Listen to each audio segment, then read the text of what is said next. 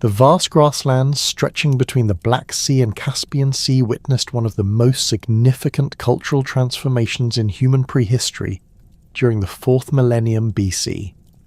Here, across the undulating steppes of modern-day Ukraine, southern Russia, and Kazakhstan, the Yamnaya culture emerged from a complex web of environmental pressures, technological innovations, and cultural exchanges that would ultimately reshape the demographic landscape of Eurasia. Archaeological investigations at Mikhailovka, situated along the lower Dnieper River, have revealed some of the earliest evidence of proto-Yamnaya settlements dating to approximately 3,300 BC. The site's stratified deposits show a clear transition from earlier Neolithic farming communities to the more mobile, pastoralist-oriented societies that would become characteristic of the Yamnaya. Excavations have uncovered substantial rectangular houses with stone foundations, indicating a degree of sedentary occupation alongside evidence of increasing cattle domestication. The pottery assemblages from these early layers display distinctive cord-marked decorations and pointed bottom vessels that mark a departure from the rounded bottom ceramics of preceding cultures. The Repin culture, flourishing between 3700 and 3300 BC, served as a crucial precursor to the fully developed Yamnaya phenomenon. Repin sites along the Don River and its tributaries reveal communities already experimenting with the pastoral strategies that would later define Yamnaya subsistence. At settlements like Chernyanka I and Repin Kutor, archaeologists have documented the earliest evidence of wheeled vehicles in the region, represented by clay models and actual wheel fragments preserved in waterlogged contexts. These four-wheeled carts, constructed with solid wooden wheels and drawn by oxen, revolutionized the mobility potential of steppe populations and enabled the management of larger herds across greater distances. The environmental context of the Pontic-Caspian steppe during the late 4th millennium BC played a fundamental role in shaping Yamnaya cultural development. Paleoclimatic reconstructions based on pollen cores from the Black Sea and analysis of low S deposits indicate a period of increasing aridity beginning around 3500 BC. This climatic shift reduced the extent of forested areas and expanded the grassland zones, creating optimal conditions for large-scale pastoralism. The steppe forest boundary retreated northward, opening vast expanses of nutritious grassland that could support substantial herds of cattle, sheep, and goats. Temperature reconstructions suggest average summer temperatures were 2 degrees Celsius higher than present, creating longer growing seasons that benefited both wild and domesticated ungulates. However, this warming trend was accompanied by reduced precipitation, particularly during winter months, which stressed agricultural communities dependent on rainfall farming. These environmental pressures encouraged the adoption of more flexible subsistence strategies that combined limited cultivation with extensive animal husbandry. The cultural synthesis that produced the Yamnaya involved the integration of multiple preceding traditions, most notably elements from the Khvalynsk and Sredny Stog cultures. The Khvalynsk culture, centered along the middle Volga River between 4700 and 3800 BC, contributed crucial innovations in metallurgy and social organization. Khvalynsk cemeteries, particularly the type site near Saratov, demonstrate sophisticated copperworking techniques and the earliest evidence of social stratification in the region. Elite burials contain arsenical bronze tools, imported shells from distant seas, and elaborate bone and antler artifacts that indicate long-distance trade networks and craft specialization. The distinctive Khvalynsk burial practice of placing deceased individuals in shallow pits covered with ochre established precedents for later Yamnaya mortuary traditions. Analysis of skeletal remains from Khvalynsk cemeteries reveals populations with robust builds, adapted to physically demanding lifestyles. along with evidence of interpersonal violence that suggests increasing competition for resources during the transition to pastoralism. Sredni Stog cultural elements, dating from 4500, 3500 BC and distributed across the Dnieper Rapids region, provided technological innovations that proved essential to Yamnaya success. Archaeological evidence from sites like Dorivka indicates that Sredni Stog populations were among the first to domesticate horses, initially for meat production but gradually developing techniques for riding and driving.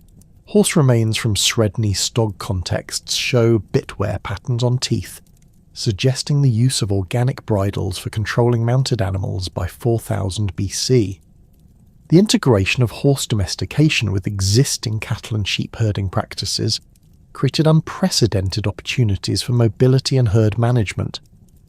Mounted herders could monitor and control much larger territories than their pedestrian predecessors, enabling the exploitation of seasonal pastures across hundreds of kilometres. This technological revolution coincided with improvements in dairy processing, evidenced by the appearance of specialised ceramic vessels with perforated bases used for cheese making at multiple Sredni Stog sites. The development of the kurgan burial tradition represents perhaps the most archaeologically visible aspect of emerging Yamnaya culture. These monumental earthen mounds, ranging from modest tumuli covering single graves to massive constructions exceeding 100 metres in diameter, served multiple functions within Yamnaya society. The earliest kurgans, dating to approximately 3500 BC, appear along major river valleys and elevated promontories that commanded extensive views of surrounding grasslands. Construction of these burial monuments required substantial labour investment and coordination among multiple family groups or clans. Archaeological analysis of kurgan stratigraphy reveals that many mounds were built in stages, with initial burials often accompanied by later interments that expanded the monument's size and symbolic significance. The central graves typically contained adult males buried in contracted positions on their backs or sides, accompanied by copper daggers, stone battle axes, and ceramic vessels containing food offerings. The positioning of kurgans across the landscape followed deliberate patterns that reflected territorial organisation and resource control. Clusters of burial mounds often mark strategic locations along river crossings, near seasonal pastures, or at the boundaries between different ecological zones. This distribution suggests that kurgans functioned as territorial markers, establishing hereditary claims to specific grazing areas and water sources essential for pastoral operations. The social hierarchies evident in kurgan burials reflect increasing inequality within Yamnaya communities. Primary burials in the largest mounds contained significantly richer grave goods, including imported materials like carnelian beads from Central Asia and silver ornaments from Anatolian sources.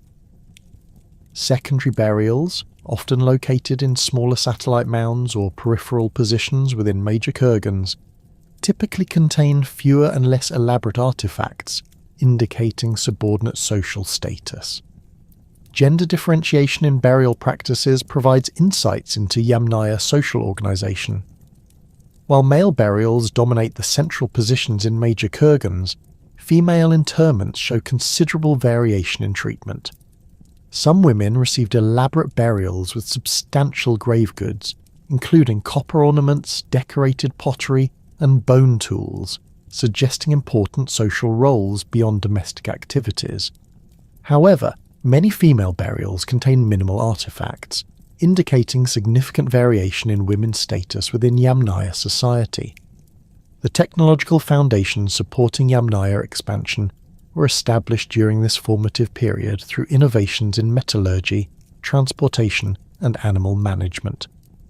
Copper working techniques developed from Khvalynsk traditions evolved to produce more sophisticated tools and weapons, including the distinctive hammer axes that became symbolic of Yamnaya warrior identity.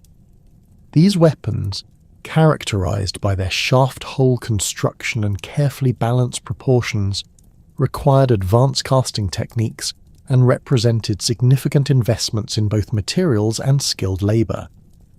The mastery of wheeled transport technology enabled Yamnaya populations to maintain mobile lifestyles while accumulating substantial material possessions. Archaeological evidence from early Yamnaya sites reveals increasingly standardized wagon construction, with four-wheeled vehicles becoming the dominant form for long-distance travel and heavy transport.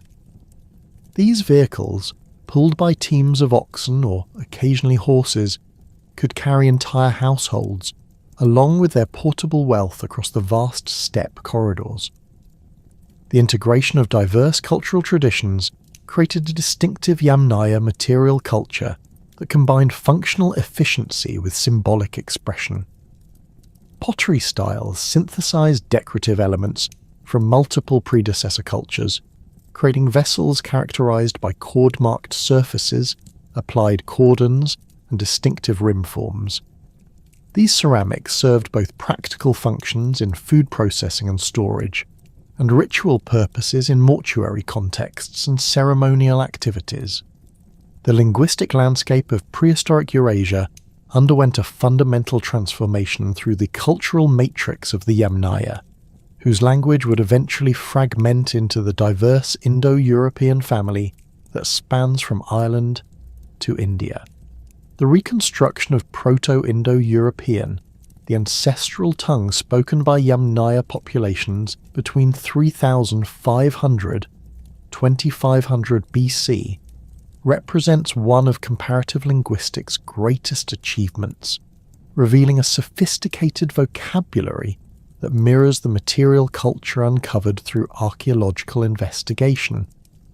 The lexical evidence supporting Yamnaya speakers as the bearers of Proto-Indo-European centers on shared terminology related to wheeled transportation, a technological innovation that coincided precisely with their cultural emergence.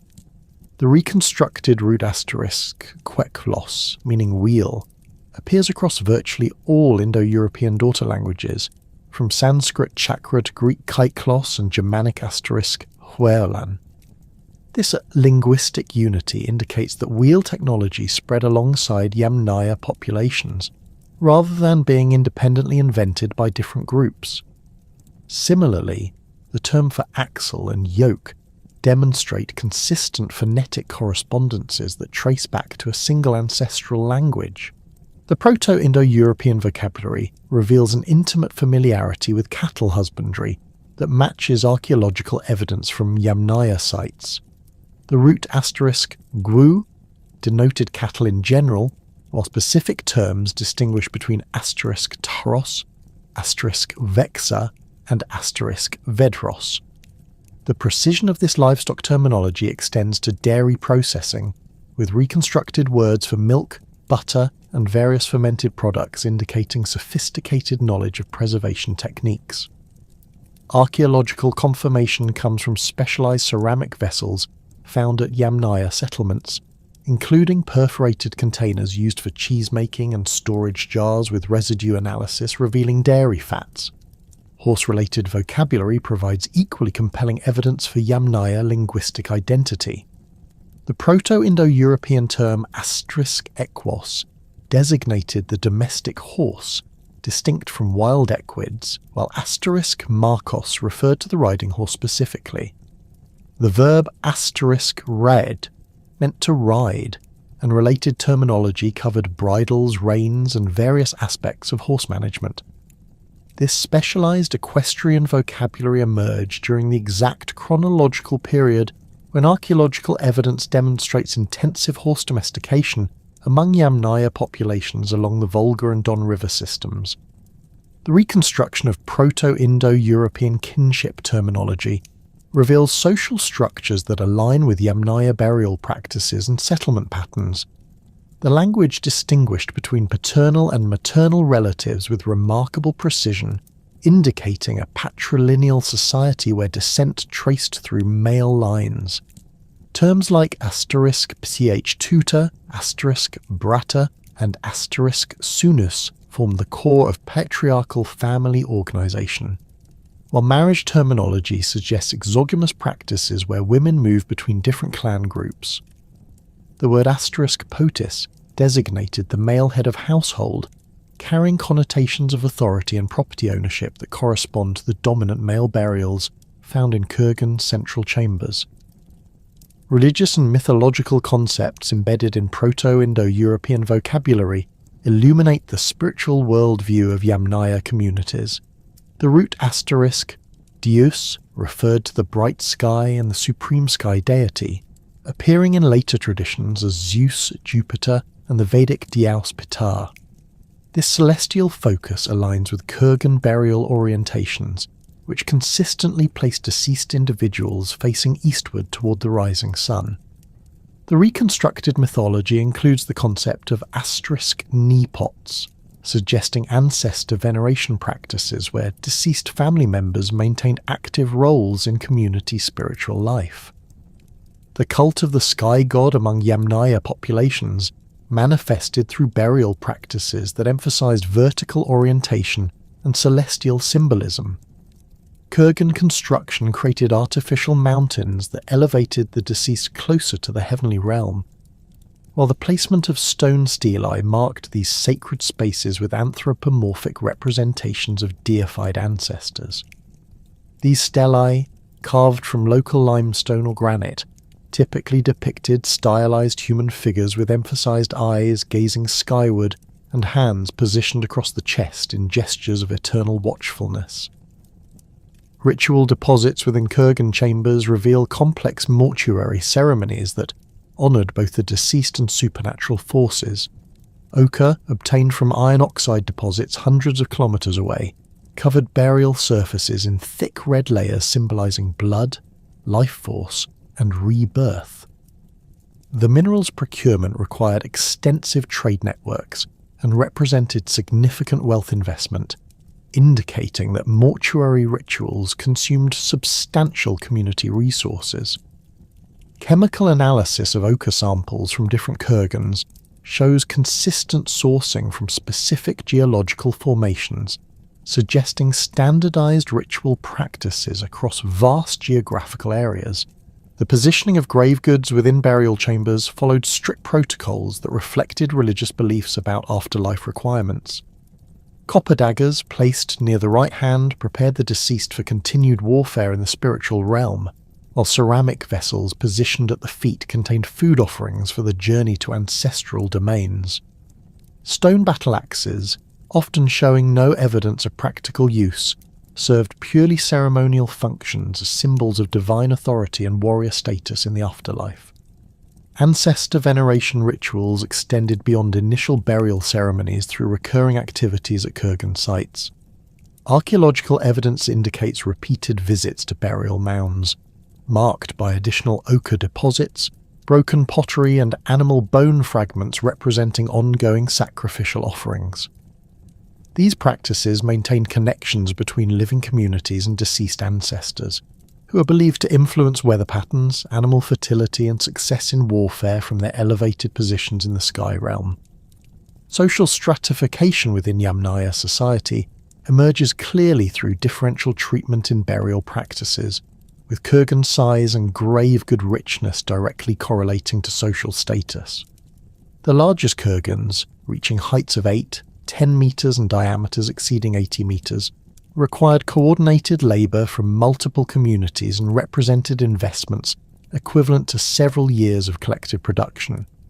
These monumental constructions housed individuals buried with extensive copper arsenals, including multiple daggers, axes and ornamental items weighing several kilograms of worked metal. Elite burials demonstrate access to exotic materials that travel thousands of kilometres through established trade networks. Carnelian beads from Gujarat, silver ornaments from Anatolian sources, and amber from Baltic forests appear exclusively in the richest graves, indicating that high-status individuals controlled long-distance exchange relationships. The standardization of these luxury goods across different regions suggests that elite networks maintained communication and mutual recognition across the entire Yamnaya cultural sphere. Weapon deposits in elite graves reveal sophisticated metallurgical knowledge and specialized craft production. Copper daggers from high-status burials show consistent alloy compositions with 2 to 4% arsenic content, indicating controlled smelting techniques that produced harder, more durable blades. The uniform quality of these weapons across different regions demonstrates either centralized production centers or widespread knowledge transfer among skilled metalworkers. X-ray fluorescence analysis reveals that copper sources included ores from the Caucasus, Urals and Balkans, requiring extensive mining operations and transport networks. The emergence of warrior elites appears linked to increasing territorial competition as Yamnaya populations expanded across the steppe corridor. Skeletal analysis from elite burials reveals individuals with robust builds, healed fracture patterns consistent with combat injuries, and dietary signatures indicating high-protein consumption typical of successful pastoral leaders. These physical characteristics distinguish elite males from general population samples, suggesting that social advancement correlated with physical prowess and martial success. Variations in kurgan construction techniques reflect regional elite preferences and available resources. Western Yamnaya territories favoured stone-lined burial chambers covered with massive timber frameworks, while eastern regions employed simpler earth-cut graves beneath smaller mounds. These differences indicate local adaptation rather than cultural fragmentation, as grave good assemblages remain remarkably consistent across the entire distribution. The standardization of ritual practices alongside architectural variation suggests strong ideological unity maintained through elite networks despite geographical separation. Cultural innovations in metallurgy distinguished Yamnaya craftsmen from contemporary civilizations through their mastery of arsenical bronze production and sophisticated casting techniques.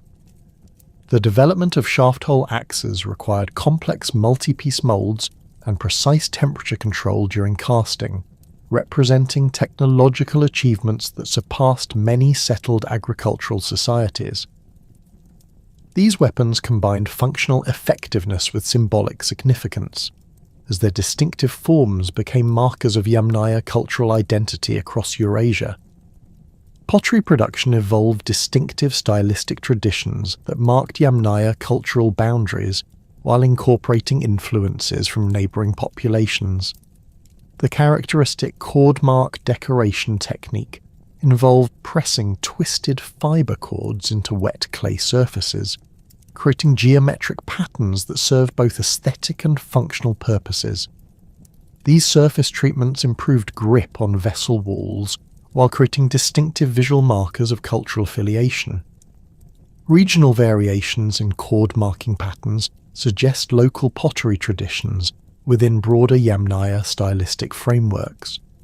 Tool-making innovations included specialized implements for pastoral activities, including distinctive bone needles for leather working, antler picks for hide processing, and composite tools combining stone blades with wooden or bone handles. The standardization of tool forms across different regions indicates shared technological knowledge and possibly itinerant craftsmen who moved between communities.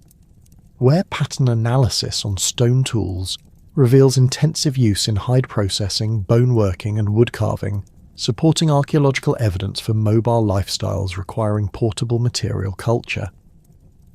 The integration of wheeled transport technology with traditional steppe mobility created unique logistical capabilities that enabled Yamnaya expansion across unprecedented distances. Four-wheeled wagons pulled by oxen teams could transport entire households, including elderly individuals, young children, and accumulated wealth, while mounted herders managed livestock across seasonal migration routes. This transportation revolution eliminated previous constraints on steppe mobility and enabled the demographic movements that would ultimately spread Indo-European languages across Eurasia. The mastery of wheeled transport technology fundamentally transformed Yamnaya society during the late 4th and early 3rd millennia BC, creating unprecedented opportunities for mobility and economic expansion across the Pontic-Caspian steppes. Archaeological evidence from settlements along the Don and Volga rivers reveals the systematic adoption and refinement of four-wheeled cart construction, with excavations at sites like Ostany and Shakayevka uncovering complete wheel assemblages preserved in waterlogged contexts. These solid wooden wheels, typically measuring 70 centimeters in diameter, were constructed from 3 planks joined with wooden dowels and reinforced with leather bindings soaked in animal fat for weather resistance. The construction techniques employed in Yamnaya cart making demonstrate sophisticated woodworking knowledge adapted to steppe conditions. Wheel hubs were carved from dense hardwoods like oak or ash, with precisely fitted axle holes that minimized friction through the application of animal fat lubricants. The wheels themselves utilized a tripartite construction method, with 2 outer segments flanking a central plank that contained the hub assembly. This design distributed weight effectively while providing flexibility needed for rough terrain navigation. Dendrochronological analysis of preserved wheel fragments indicates selective harvesting of trees during optimal growth periods, suggesting specialized knowledge of wood properties and seasonal timing. Cart bodies featured rectangular platforms constructed from interwoven wooden slats secured with leather lashings, creating flexible structures that could absorb shock while maintaining structural integrity. The platform dimensions typically measured 3 meters in length and 1.5-2 meters in width, sufficient to accommodate family possessions, food supplies, and portable shelters during seasonal migrations. Side rails constructed from bent wood provided containment for loose materials while allowing easy loading and unloading. Canvas or leather covers, supported by wooden hoops, protected cargo from weather and created enclosed spaces for sleeping during extended journeys. The revolutionary impact of wheeled transport on Yamnaya mobility patterns emerges clearly through settlement distribution analysis and seasonal site occupation evidence. Unlike their pedestrian predecessors, who were limited to territories within walking distance of permanent water sources, Yamnaya communities could exploit grazing areas hundreds of kilometers apart through coordinated cart convoys. Archaeological surveys across the lower Don Basin reveal seasonal campsites positioned along ancient river terraces, with artifact assemblages indicating repeated occupation by the same groups returning annually to established grazing territories. Cattle herding formed the economic foundation of Yamnaya society, with archaeological evidence consistently demonstrating the predominance of bovine remains in faunal assemblages from settlement sites. At Mikhailovka 3, cattle bones comprise 65 to 70% of identified animal remains, with age profiles indicating sophisticated herd management strategies focused on milk production and breeding stock maintenance. The demographic structure of cattle herds reveals selective culling of young males for meat, while preserving mature females for dairy production and reproduction. This management approach maximized protein yields while maintaining breeding populations necessary for long-term sustainability. Osteological analysis of cattle remains from Yamnaya sites reveals selective breeding practices that produce larger, more robust animals compared to earlier Neolithic populations. Measurements of metacarpal and metatarsal bones indicate average shoulder heights of 130 centimeters for adult cows, representing a 15 to 20% increase over preceding domestic cattle populations. This size enhancement resulted from deliberate selection for animals capable of pulling heavy carts over long distances while maintaining milk production under stressful migration conditions.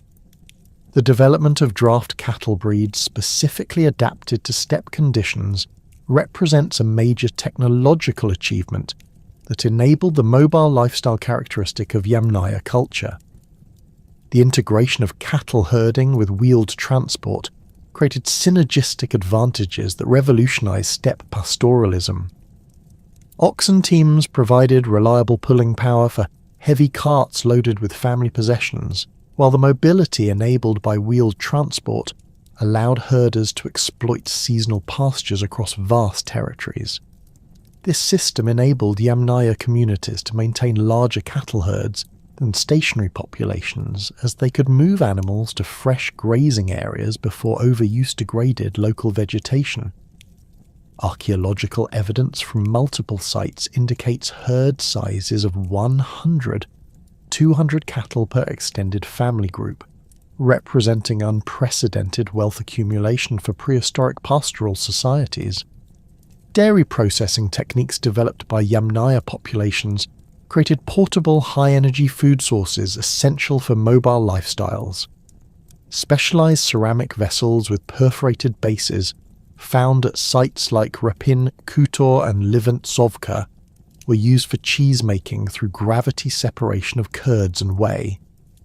These vessels, typically measuring 20-30 centimeters in diameter, featured carefully drilled holes that allowed liquid drainage while retaining solid components.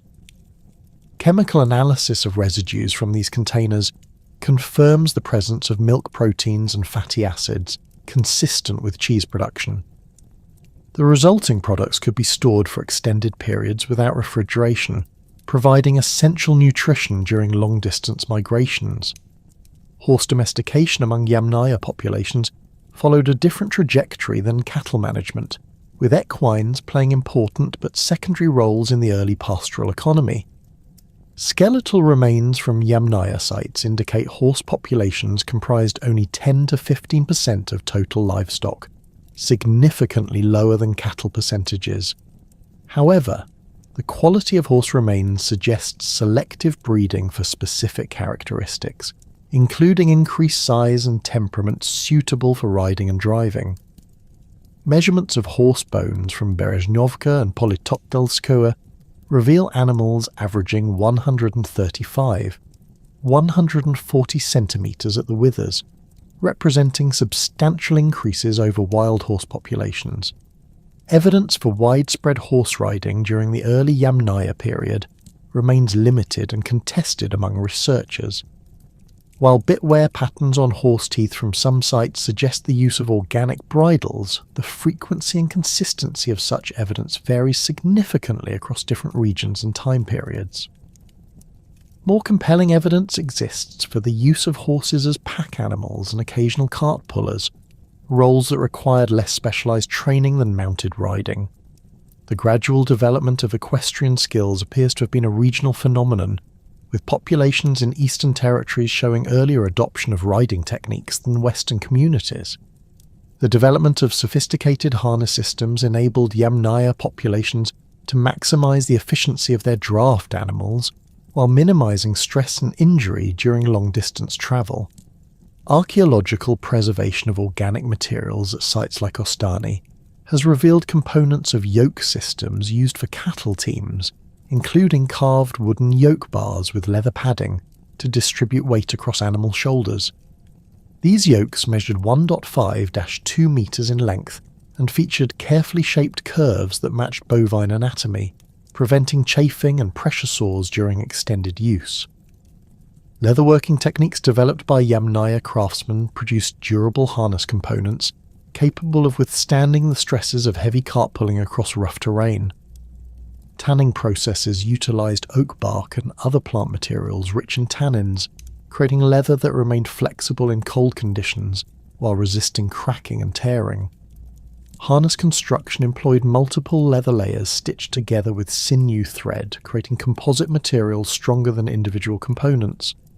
Metal fittings, cast from arsenical bronze, provided connection points for traces and reins, while distributing stress loads across broader areas.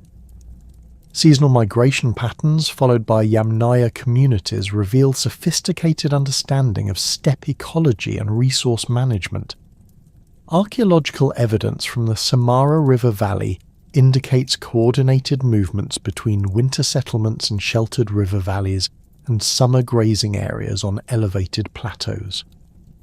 These migrations, covering distances of 200-300 kilometers, were timed to coincide with optimal grass growth and water availability. Winter sites feature substantial semi-subterranean structures with stone-lined hearths, indicating prolonged occupation during harsh weather periods. The coordination of large-scale migrations required detailed knowledge of terrain, water sources, and seasonal weather patterns passed down through oral traditions. Route selection avoided areas prone to flooding or early snow accumulation, while ensuring access to adequate grazing and water supplies for large animal herds.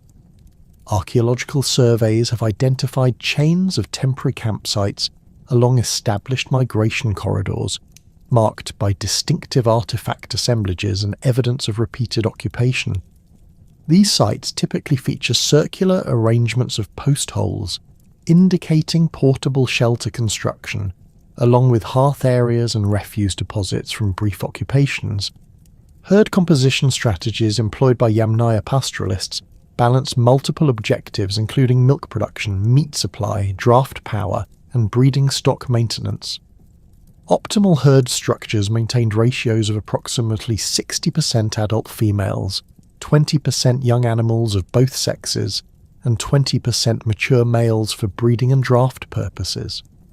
This composition maximised reproductive potential while providing adequate work animals for transportation needs. Seasonal adjustments to herd composition included the culling of excess males during autumn months to reduce feed requirements during winter periods when grazing quality declined. The management of mixed herds, including cattle, sheep, goats, and horses, required sophisticated knowledge of different species' grazing preferences and social behaviours. Cattle served as the dominant herd animals, with their movements determining overall migration patterns and campsite selections. Sheep and goats, comprising 20 to 30% of total livestock, could exploit marginal grazing areas unsuitable for cattle while providing wool, milk, and meat.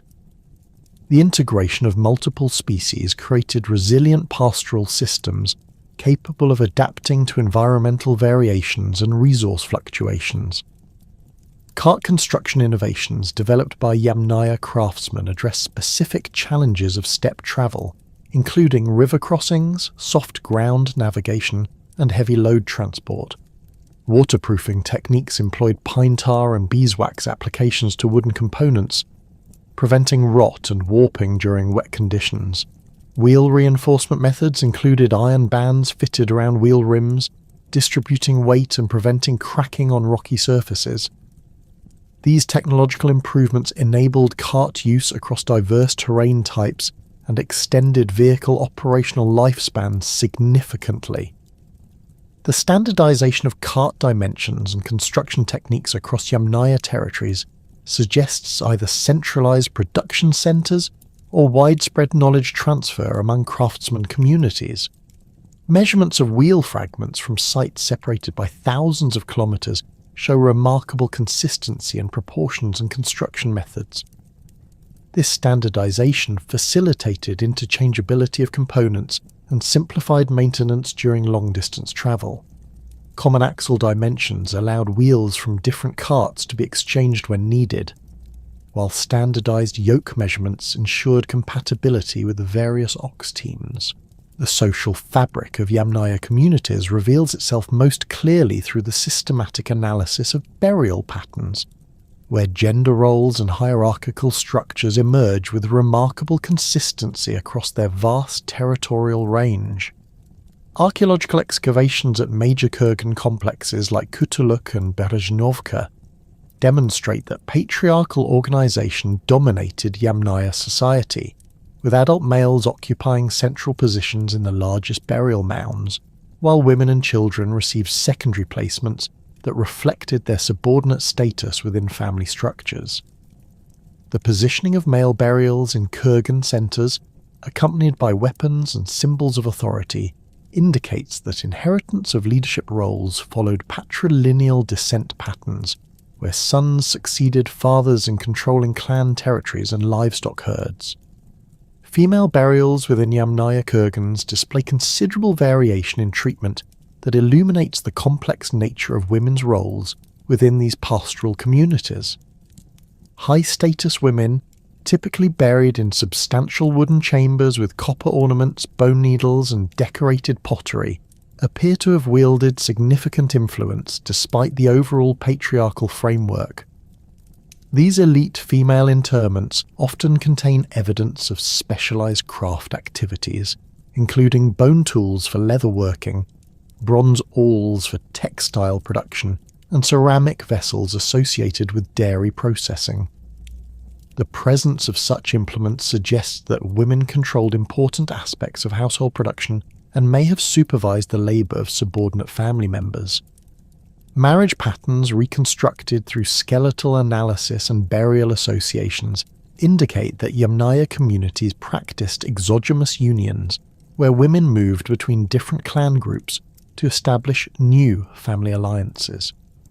Isotopic analysis of tooth enamel from female skeletons reveals childhood residence in different geological regions than their final burial locations, confirming that women travelled significant distances to join their husbands' communities. This pattern of female mobility created kinship networks that spanned hundreds of kilometres and facilitated the exchange of information, resources, and cultural practices between distant Yamnaya settlements. The treatment of children in Yamnaya burial contexts provides insights into family structures and socialisation practices within these pastoral societies. Infant burials, while relatively rare due to preservation issues, typically occur in close proximity to adult female interments, suggesting strong mother-child bonds that continued into the afterlife. Older children, particularly boys approaching adolescence, receive increasingly elaborate burial treatment that mirrors adult male patterns, including miniature weapons and tools that prepared them for warrior roles. The gradual transition from simple child burials to complex adult interments reflects systematic age-grading processes that marked important life transitions within Yamnaya communities. Extended family structures among Yamnaya populations encompassed multiple generations living and travelling together in coordinated groups that managed substantial livestock herds and territorial claims. Archaeological evidence from settlement sites like Mikhailovka reveals household clusters containing 3 or 4 individual dwelling structures arranged around central activity areas, suggesting residential patterns where married sons remained within their father's compounds while establishing separate nuclear family units. These multi-generational households provided labour forces necessary for managing large cattle herds, while maintaining the social cohesion required for coordinated migrations across seasonal grazing territories. The economic foundation of Yamnaya society rested primarily on cattle herding, with archaeological evidence consistently demonstrating the overwhelming importance of bovine livestock in both subsistence and wealth accumulation. Faunal assemblages from major settlement sites reveal that cattle comprise 60 to 75% of domestic animal bones, with demographic profiles indicating sophisticated herd management focused on milk production and breeding stock maintenance. The selective culling of young bulls for meat while preserving mature cows for dairy production created sustainable systems that maximize protein yields while maintaining reproductive capacity for long-term herd growth. Cattle served multiple functions beyond simple food production, acting as draft animals for cart pulling, sources of raw materials for tool making, and symbols of wealth and social status within Yamnaya communities. The hides provided leather for harness construction, tent coverings, and clothing production, while bones supplied raw materials for tool manufacturing and decorative objects. Horn cores were carved into drinking vessels and ceremonial items, while sinew provided strong thread for sewing and binding applications. This comprehensive utilization of cattle resources demonstrates the central role these animals played in virtually every aspect of Yamnaya material culture. Sheep and goat herding supplemented cattle-based economies by providing wool, milk and meat from animals capable of exploiting marginal grazing areas unsuitable for larger livestock. Archaeological evidence from sites like Pontic-Caspian indicates that small ruminants comprise 20 to 30% of Yamnaya herds, with age profiles suggesting management strategies focused on wool production and breeding stock maintenance. The development of specialized shearing tools, including bronze knives with curved blades designed for fleece removal, indicates that textile production formed an important component of Yamnaya household economies. Horse herding among Yamnaya populations followed different patterns than other livestock management, with equines serving specialized roles in transportation and warfare rather than primary subsistence functions. Skeletal remains from Yamnaya sites typically show horses comprising only 10 to 15% of total domestic animals, but the quality of these remains suggests selective breeding for size, strength and temperament. Measurements of horse bones from Berezhnovka and other major sites reveal animals averaging 140 centimetres at the withers, representing substantial improvements over wild horse populations through deliberate selection for desirable characteristics. The gradual development of equestrian skills among Yamnaya populations appears to have varied significantly across different regions and time periods, with eastern territories showing earlier adoption of riding techniques than western communities. Evidence for mounted warfare remains limited during the early Yamnaya period, with most horses apparently serving as pack animals and occasional cart pullers rather than riding mounts. The specialized training required for combat riding developed gradually over several centuries, eventually producing the mounted warrior traditions that would characterize later Indo-European expansions. Agricultural activities played minimal but important supplementary roles in Yamnaya subsistence strategies, with limited cultivation of hardy cereals adapted to steppe conditions. Archaeological evidence from settlement sites reveals small quantities of barley and wheat remains, along with grinding stones and storage pits indicating grain processing and preservation activities. These agricultural pursuits appear to have been concentrated in river valley locations, where soil moisture and protection from harsh winds created favourable growing conditions for crop cultivation. The integration of limited agriculture with extensive pastoralism created flexible subsistence systems that could adapt to environmental variations and seasonal resource availability. During favourable years with adequate rainfall, Yamnaya communities could supplement their pastoral diet with grain products while storing surplus crops for lean periods. The portable nature of processed grains made them ideal foods for long-distance migrations, providing concentrated nutrition that complemented dairy products and meat from livestock herds. Trade networks established by Yamnaya communities extended across vast distances, connecting the Pontic-Caspian steppes with resource-rich regions throughout Eurasia. Archaeological evidence reveals the circulation of exotic materials, including copper from Caucasian sources, amber from Baltic forests, carnelian beads from Central Asian deposits, and shell ornaments from distant seas. These trade relationships required sophisticated knowledge of geographical routes, seasonal travel conditions, and diplomatic protocols for negotiating passage through territories controlled by different groups. The standardization of weights and measures across Yamnaya territories suggests coordinated systems for evaluating trade goods and establishing exchange rates between different commodities. Bronze balance weights found at multiple sites show consistent proportional relationships, indicating shared standards that facilitated long-distance commerce. The development of these measurement systems represents important steps toward the complex economic institutions that would characterize later Indo-European societies.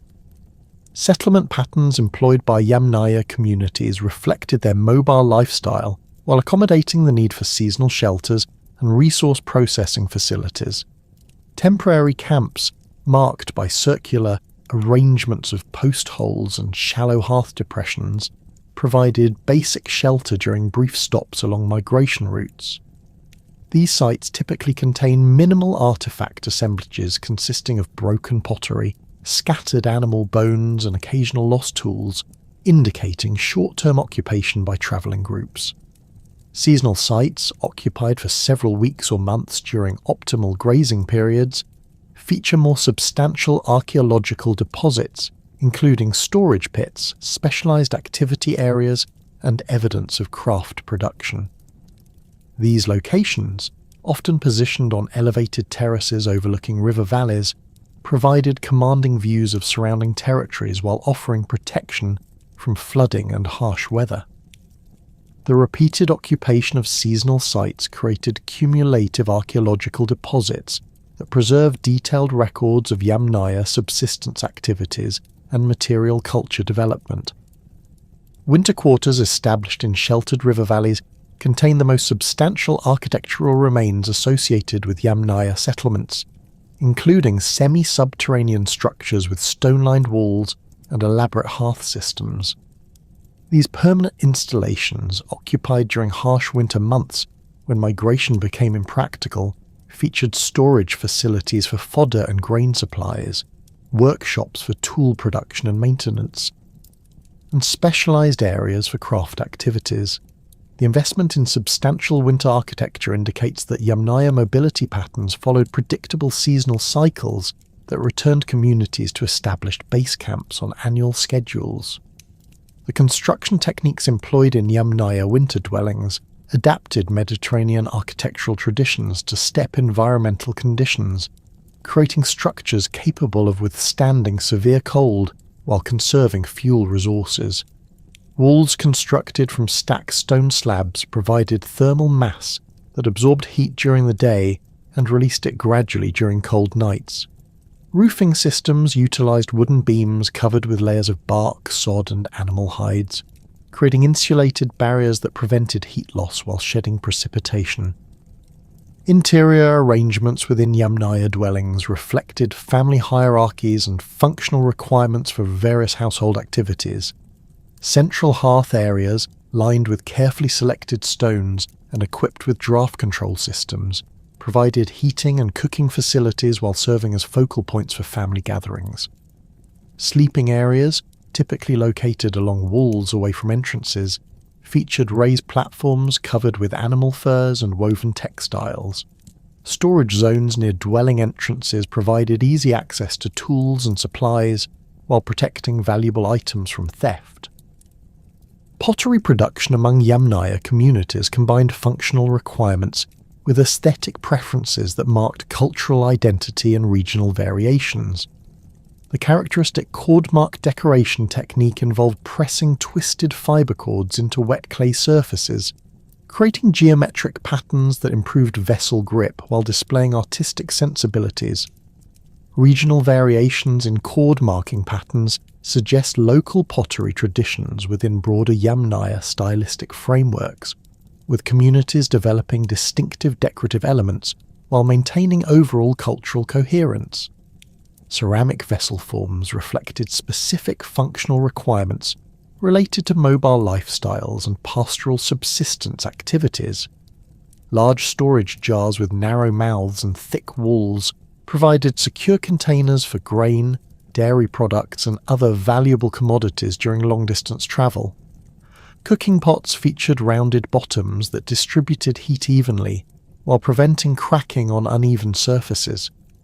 Drinking vessels, often decorated with elaborate cord patterns, serve both practical and ceremonial functions during communal gatherings and ritual activities.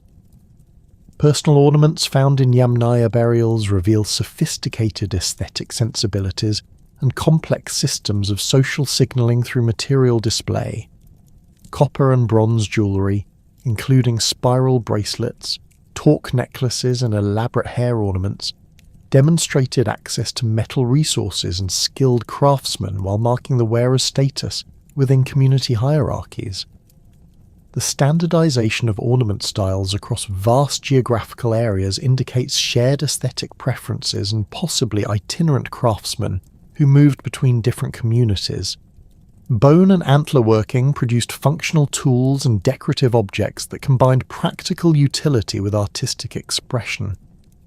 Carved bone needles, essential for leather and textile work, featured elaborate decorative elements including geometric patterns and stylized animal motifs. Antler picks used for hide processing and other tasks displayed careful attention to ergonomic design and surface finishing.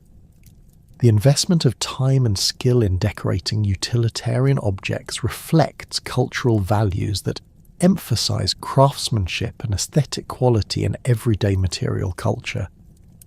Tool production among Yamnaya communities emphasized portability and multifunctional design, suitable for mobile lifestyles requiring frequent equipment transport.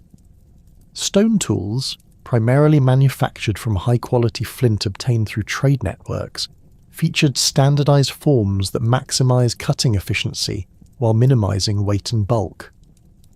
Composite tools combining stone blades with wooden or bone handles created effective implements that could be easily repaired or modified using locally available materials. Weapon manufacturing represented one of the most sophisticated aspects of Yamnaya material culture, with copper and bronze implements displaying advanced metallurgical knowledge and specialized production techniques. The distinctive hammer axes that symbolized Yamnaya warrior identity required complex casting procedures using multi-piece molds and precise temperature control during metal working.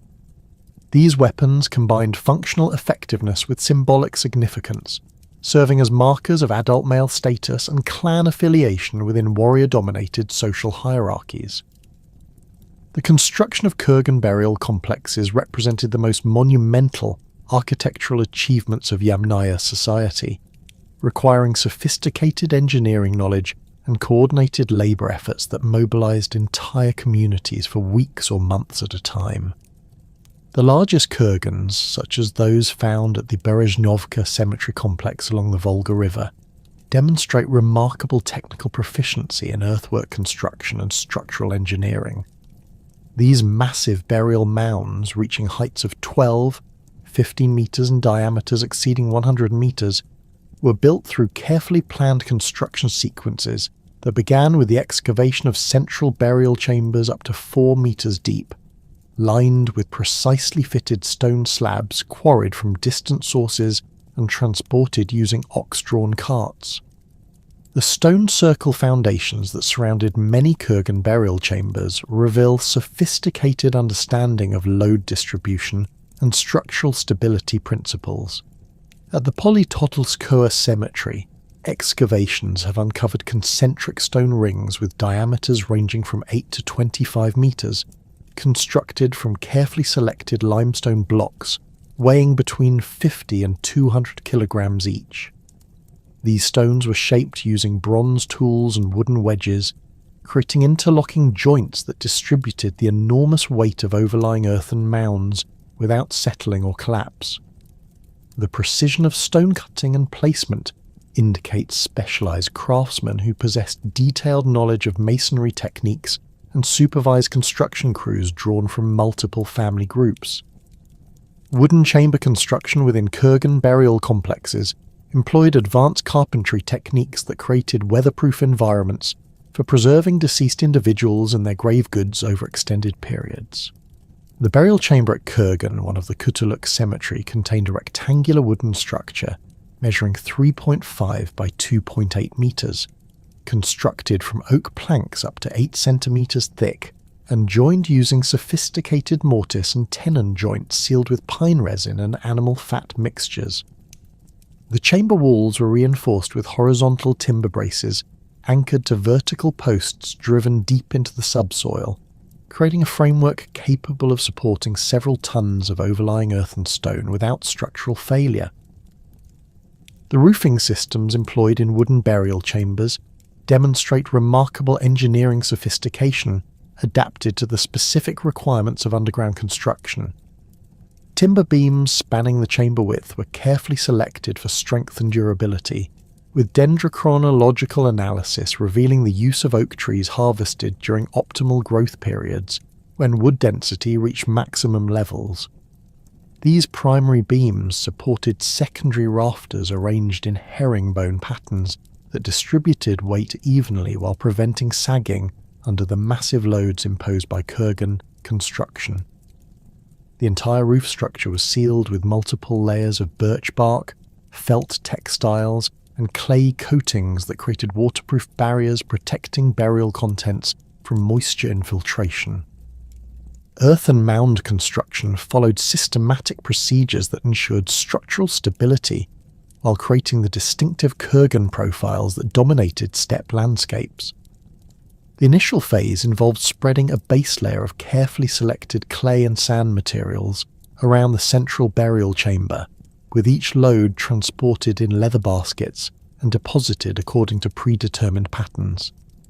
Workers used wooden rakes and bone tools to level and compact successive layers, creating uniform density throughout the mound structure.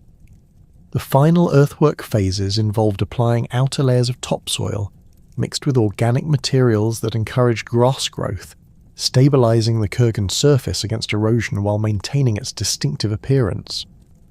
The labour organisation required for major kurgan construction reveals complex social coordination mechanisms that mobilised resources from multiple communities across extensive territories.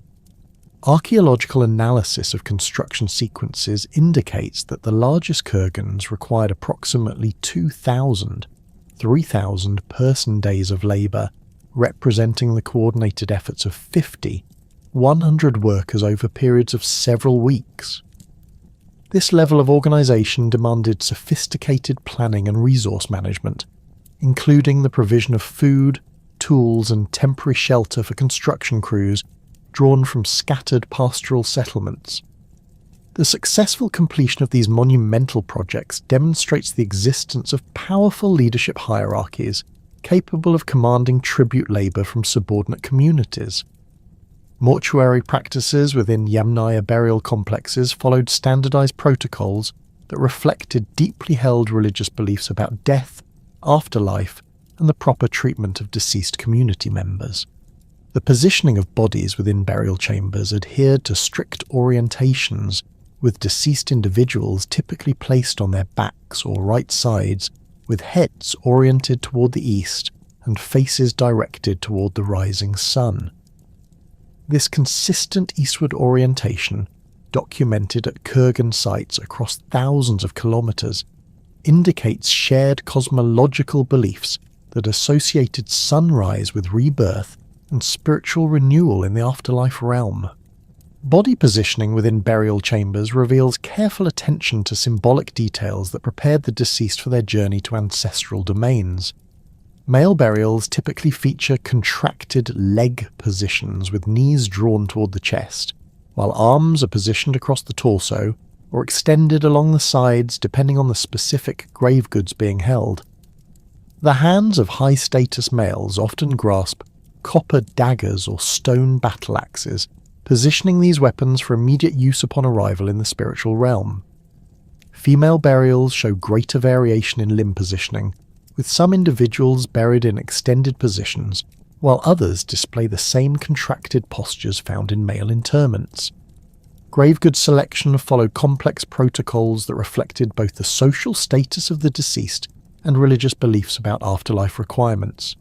Elite male burials contain extensive weapon assemblages including multiple copper daggers, stone battle axes, and occasionally bronze spearheads that prepared warriors for continued combat in the spiritual realm.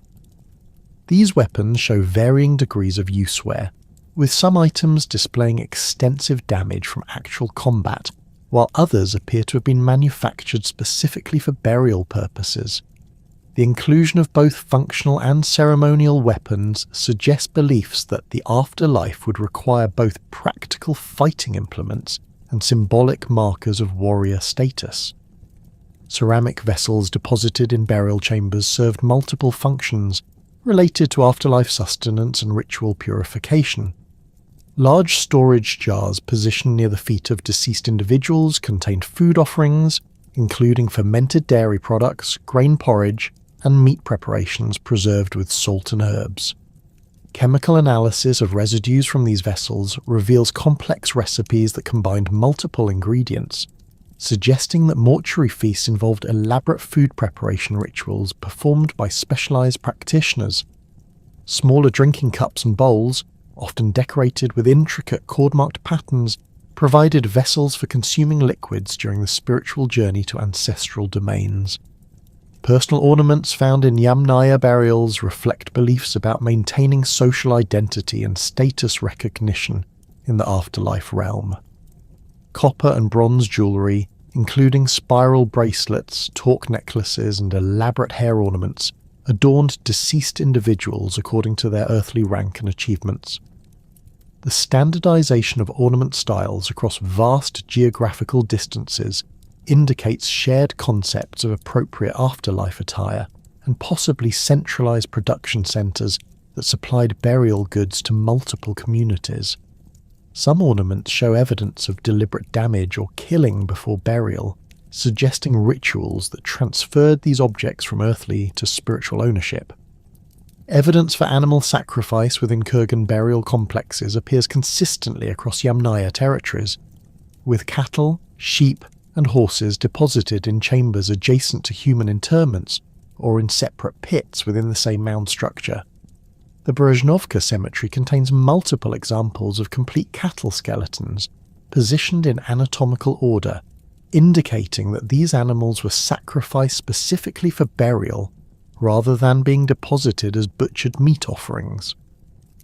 The careful positioning of animal remains suggests ritual protocols that honoured both the deceased human and the sacrificed animals as companions for the afterlife journey. Horse sacrifices within kurgan complexes reveal particularly elaborate ritual treatments that reflect the special status of these animals within Yamnaya society.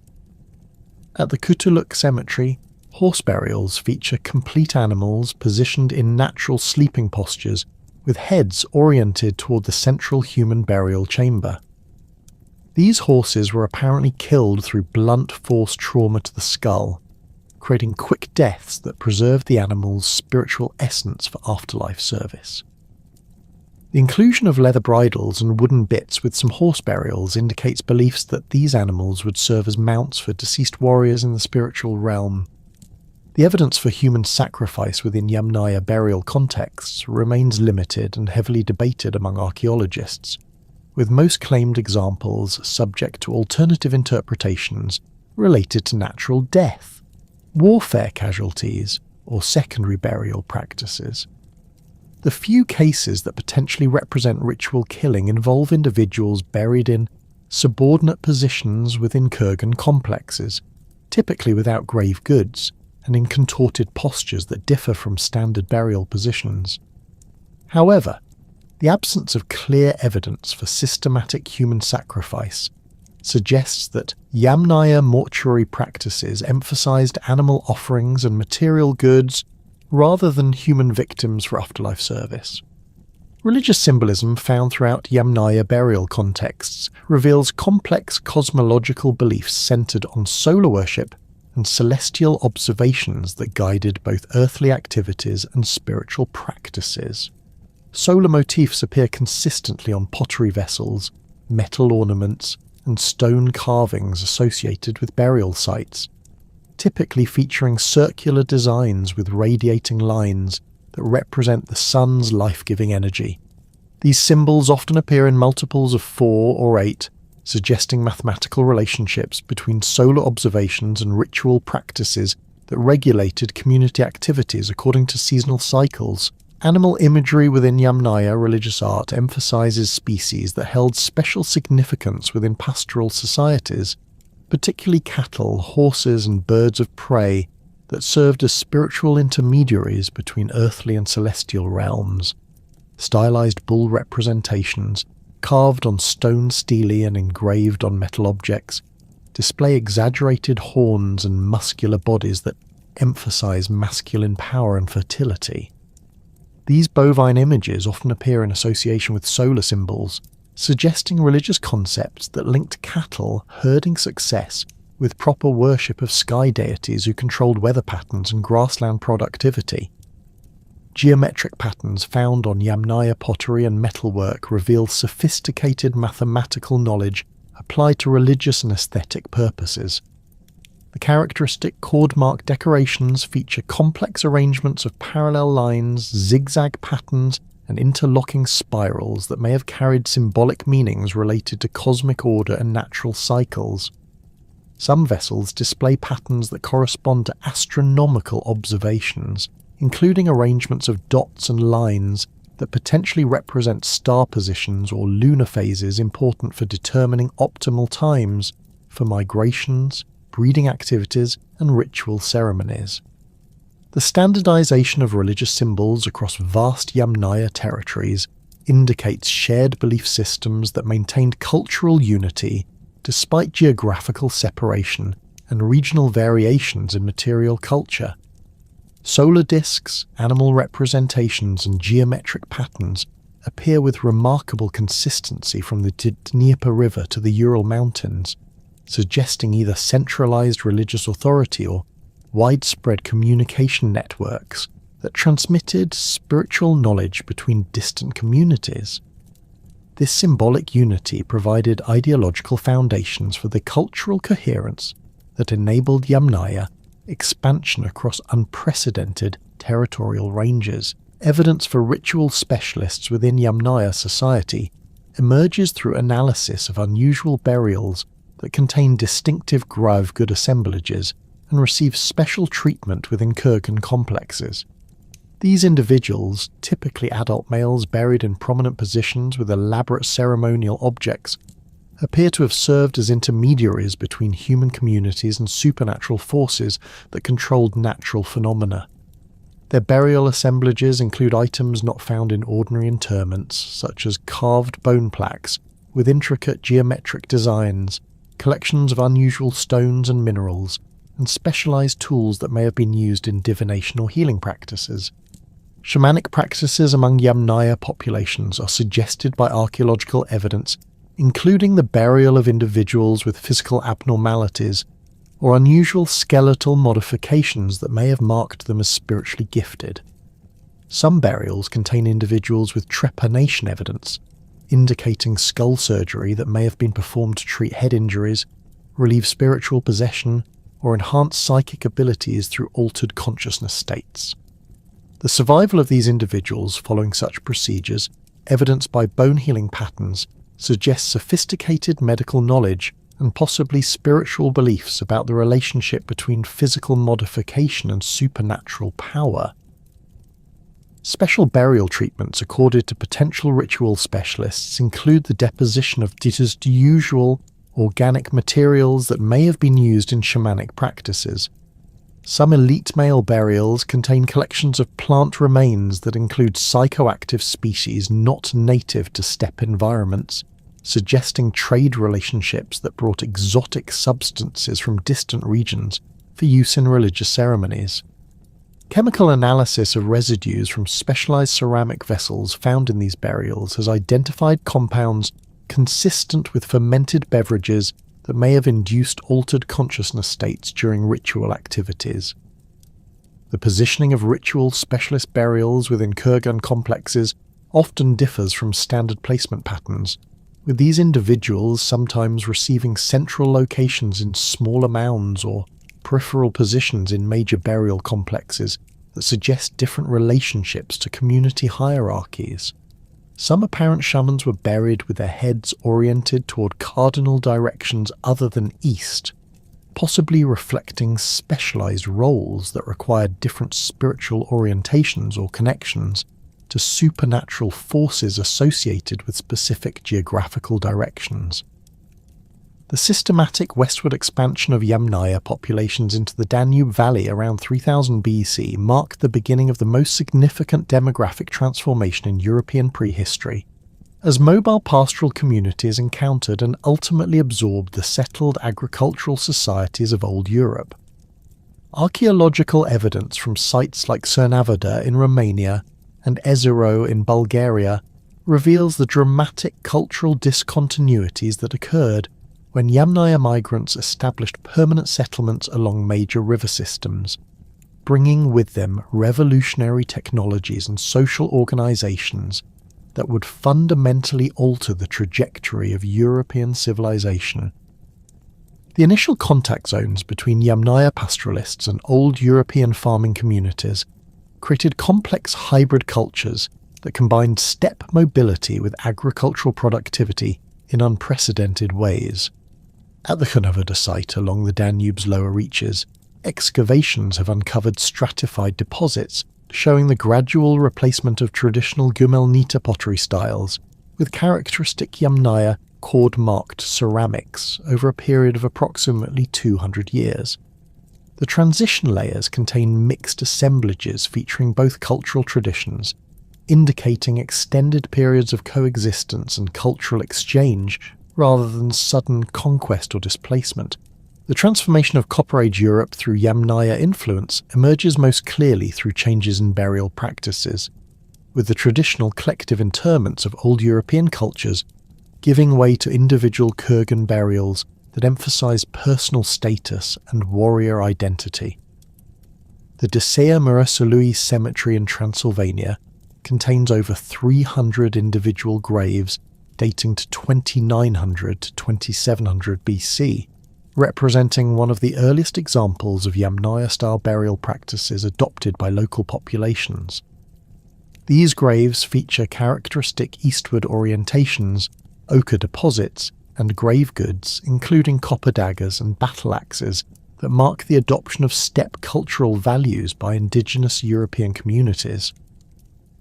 Settlement patterns in the Danube Valley underwent dramatic reorganization as Yamnaya populations established fortified hilltop sites that controlled river crossings and trade routes connecting the steppe corridor with Central European territories.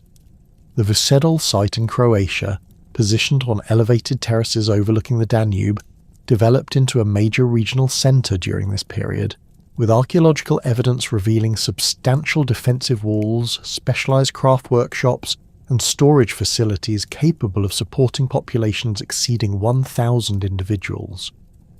The site's strategic location enabled control over copper and gold resources from the Carpathian Mountains, while facilitating trade relationships with both steppe and Mediterranean civilizations.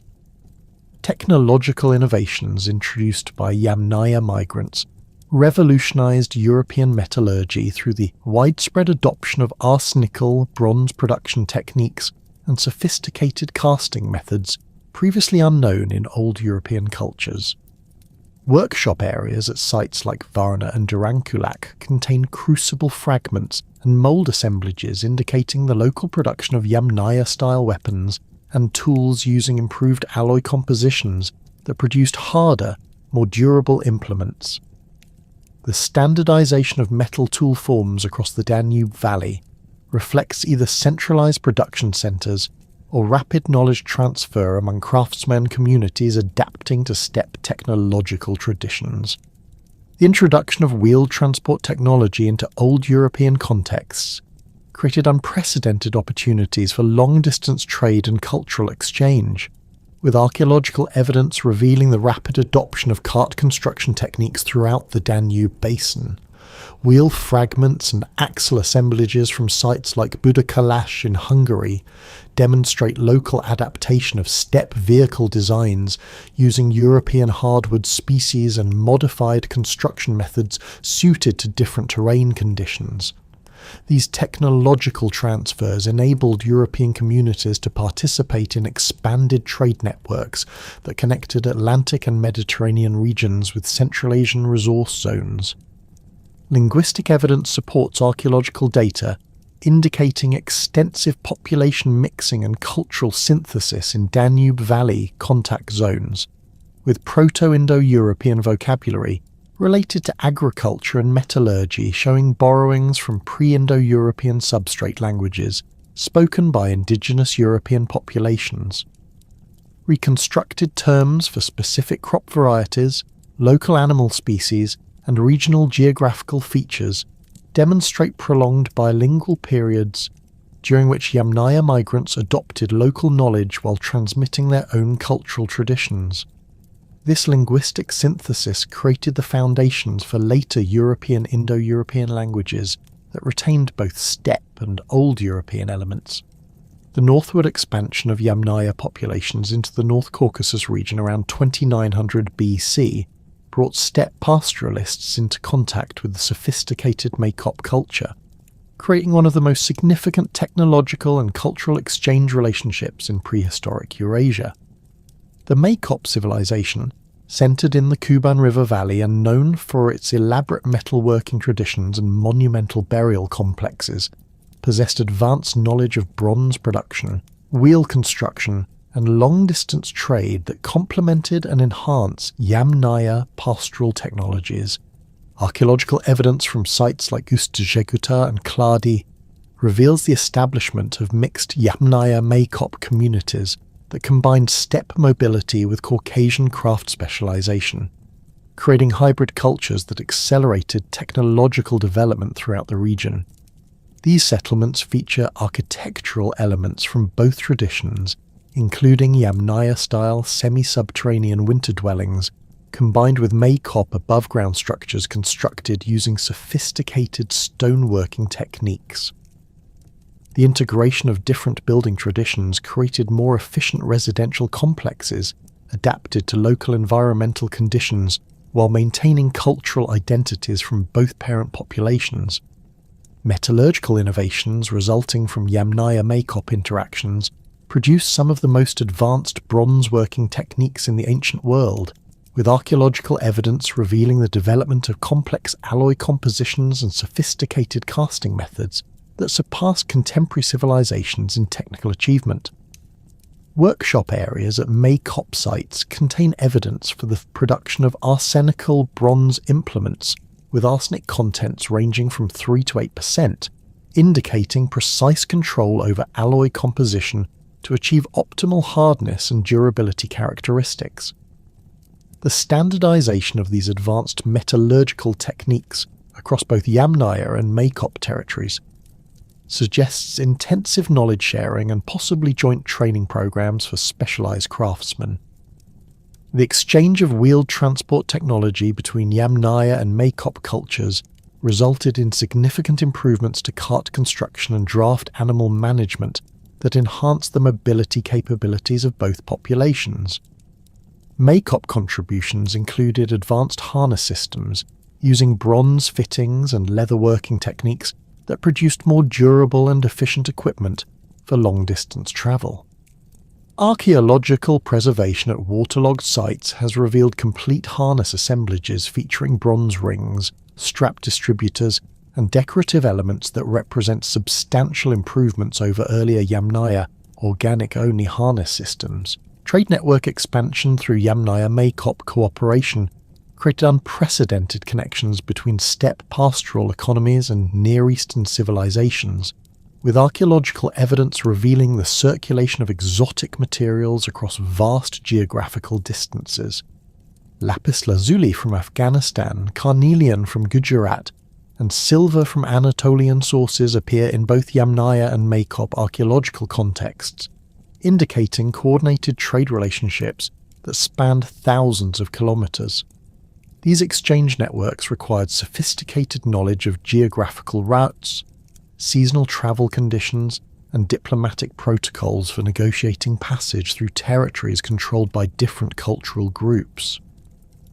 The establishment of Yamnaya-influenced cultures across Eastern Europe proceeded through a combination of migration, cultural adoption, and population mixing that created distinctive regional variants while maintaining overall cultural coherence. The corded ware culture, emerging around 2900 BC across Central and Northern Europe, represents one of the most successful adaptations of Yamnaya cultural elements to different environmental and social contexts. Archaeological sites from Poland to Scandinavia reveal the adoption of characteristic Yamnaya burial practices, cord-marked pottery styles, and battle-axe weapon traditions by local populations who maintained many aspects of their indigenous cultural practices. Settlement patterns associated with corded ware expansion show the establishment of small farming communities that combined limited agriculture with animal husbandry, creating mixed subsistence economies adapted to European forest environments. Sites like Brunusite in Poland and Flintbeck in Germany feature rectangular longhouses constructed using local timber resources and traditional European building techniques, but containing artifact assemblages that clearly derive from Yamnaya cultural traditions. These hybrid communities maintained connections with steppe populations while developing distinctive regional characteristics that reflected local environmental conditions and cultural preferences. Pottery production within corded-ware communities demonstrates the creative adaptation of Yamnaya decorative techniques to European aesthetic preferences and functional requirements. The characteristic cord-mark decorations appear on vessel forms that combine steppe traditions with local European shapes, creating distinctive regional styles that maintained cultural connections while expressing local identities. Chemical analysis of pottery fabrics reveals the use of local clay sources and tempering materials, indicating that ceramic production remained a community-based activity rather than being controlled by specialist craftsmen. Burial practices among corded-ware populations show selective adoption of Yamnaya mortuary traditions, adapted to European social structures and religious beliefs. Individual grave burials replaced collective interments in many regions, but the elaborate kurgan construction techniques of the steppes were simplified to smaller earthen mounds or flat grave cemeteries that required less labour investment. Gender differentiation in burial treatment followed Yamnaya patterns, with male graves containing battle axes and female interments featuring pottery and personal ornaments, but the extreme wealth differentiation characteristic of steppe elite burials appears reduced in European contexts. Archaeological evidence for migration routes connecting the Pontic-Caspian steppes with European territories emerges through systematic analysis of pottery distributions, burial practices and genetic markers that track population movements across vast geographical distances. The distribution of Yamnaya-style cord-marked pottery follows clear geographical corridors that connect major river systems, with concentrations along the Dniester, Prut, and Danube valleys indicating primary migration routes into southeastern Europe. Secondary dispersal patterns follow tributary river systems and mountain passes that provided access to interior European territories. Burial practice distributions reveal the systematic spread of kurgan construction techniques and individual grave burial traditions across Eastern Europe, with chronological sequences indicating westward and northward expansion from steppe source areas. The earliest examples of Yamnaya-style burials in European contexts date to approximately 3000 BC in the Danube Valley, with later appearances in Central European territories around 2800 BC and Scandinavian regions by 2600 BC. This chronological progression supports archaeological models of gradual population movement rather than sudden mass migration events. Genetic analysis of ancient DNA samples from Yamnaya and European archaeological contexts provides direct evidence for population movements and mixing patterns that complement archaeological data on cultural transmission. Studies of Y chromosome haplogroups reveal the widespread distribution of R1b lineages associated with Yamnaya populations throughout European territories that adopted Indo-European languages and cultural practices. Autosomal DNA analysis indicates varying degrees of population mixing, with some regions showing substantial steppe ancestry, while others display more limited genetic impact despite clear cultural influences. The establishment of hybrid communities throughout Eastern Europe created dynamic cultural zones where indigenous populations selectively adopted Yamnaya innovations while maintaining aspects of their traditional practices. These mixed communities served as intermediaries in the transmission of steppe cultural elements to more distant European territories, facilitating the gradual spread of Indo-European languages and cultural practices across the continent. Archaeological evidence reveals considerable regional variation in the degree and nature of cultural synthesis, with some areas showing nearly complete replacement of indigenous traditions, while others maintained greater continuity with pre-Indo-European cultures. Technological transfer patterns associated with Yamnaya expansion demonstrate the selective adoption of innovations based on local environmental conditions and cultural preferences. Wheeled transport technology spread rapidly through regions with suitable terrain and draft animals, but showed limited adoption in mountainous or heavily forested areas where traditional transportation methods remained more practical. Metallurgical techniques expanded most successfully in regions with access to copper and tin resources, while areas lacking metal sources continued to rely primarily on stone tool technologies supplemented by limited quantities of imported metal implements. The demographic revolution that transformed European populations between 3000 and 2500 BC represents one of the most dramatic population replacements documented in human prehistory, with ancient DNA studies revealing that Yamnaya-related ancestry accounts for 70 to 80% of the genetic composition in many European regions by the end of this period. Systematic analysis of skeletal remains from archaeological sites across Central and Western Europe demonstrates that this genetic transformation occurred alongside remarkable cultural continuity in many aspects of daily life, indicating complex processes of integration rather than simple conquest and replacement of indigenous populations. The scale of population movement becomes evident through comparative analysis of genetic markers between early Neolithic European farmers and later Bronze Age populations, with studies of ancient genomes revealing massive influxes of steppe-related ancestry that fundamentally altered the demographic landscape. At sites like Esperstedt in Germany, genetic analysis shows that individuals buried around 2500 BC carried approximately 75% steppe ancestry, compared to virtually none in earlier Neolithic populations from the same region. This dramatic shift occurred over roughly 500 years, indicating sustained migration waves rather than single catastrophic events. Archaeological evidence from settlement sites across the Rhine Valley and Central European plains reveals the establishment of new communities that combined Yamnaya cultural elements with local European traditions in sophisticated hybrid arrangements. The Wartburg culture sites in Hesse demonstrate this synthesis through architectural remains that feature traditional European longhouse construction techniques combined with Yamnaya-style circular structures used for specialized activities. These settlements contain mixed artifact assemblages where cord-marked pottery appears alongside indigenous European ceramic traditions, indicating prolonged periods of cultural coexistence and gradual adoption of steppe practices. The technological advantages that enabled Yamnaya expansion become particularly evident through their revolutionary wheeled transport systems, which provided unprecedented mobility for entire family groups, along with their accumulated possessions and livestock herds.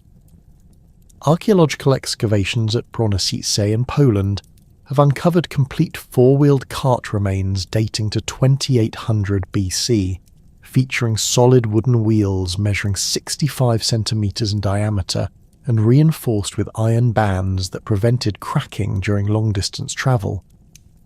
These vehicles, pulled by teams of specially trained oxen, could transport loads exceeding 500 kilograms across diverse terrain types, enabling Yamnaya communities to maintain mobile lifestyles while accumulating substantial material wealth. The construction techniques employed in Yamnaya cart manufacturing demonstrate sophisticated woodworking knowledge adapted to the demanding requirements of long-distance steppe travel.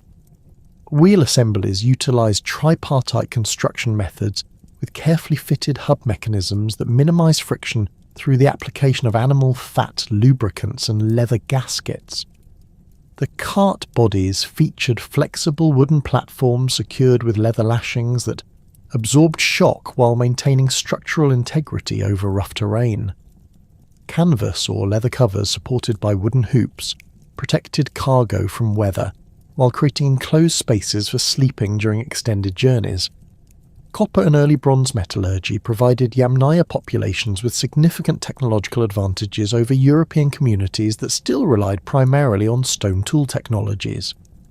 Archaeological analysis of metal artifacts from Yamnaya sites reveals sophisticated knowledge of arsenical bronze production, with alloy compositions containing 3 to 6% arsenic that produce tools and weapons significantly harder and more durable than pure copper implements.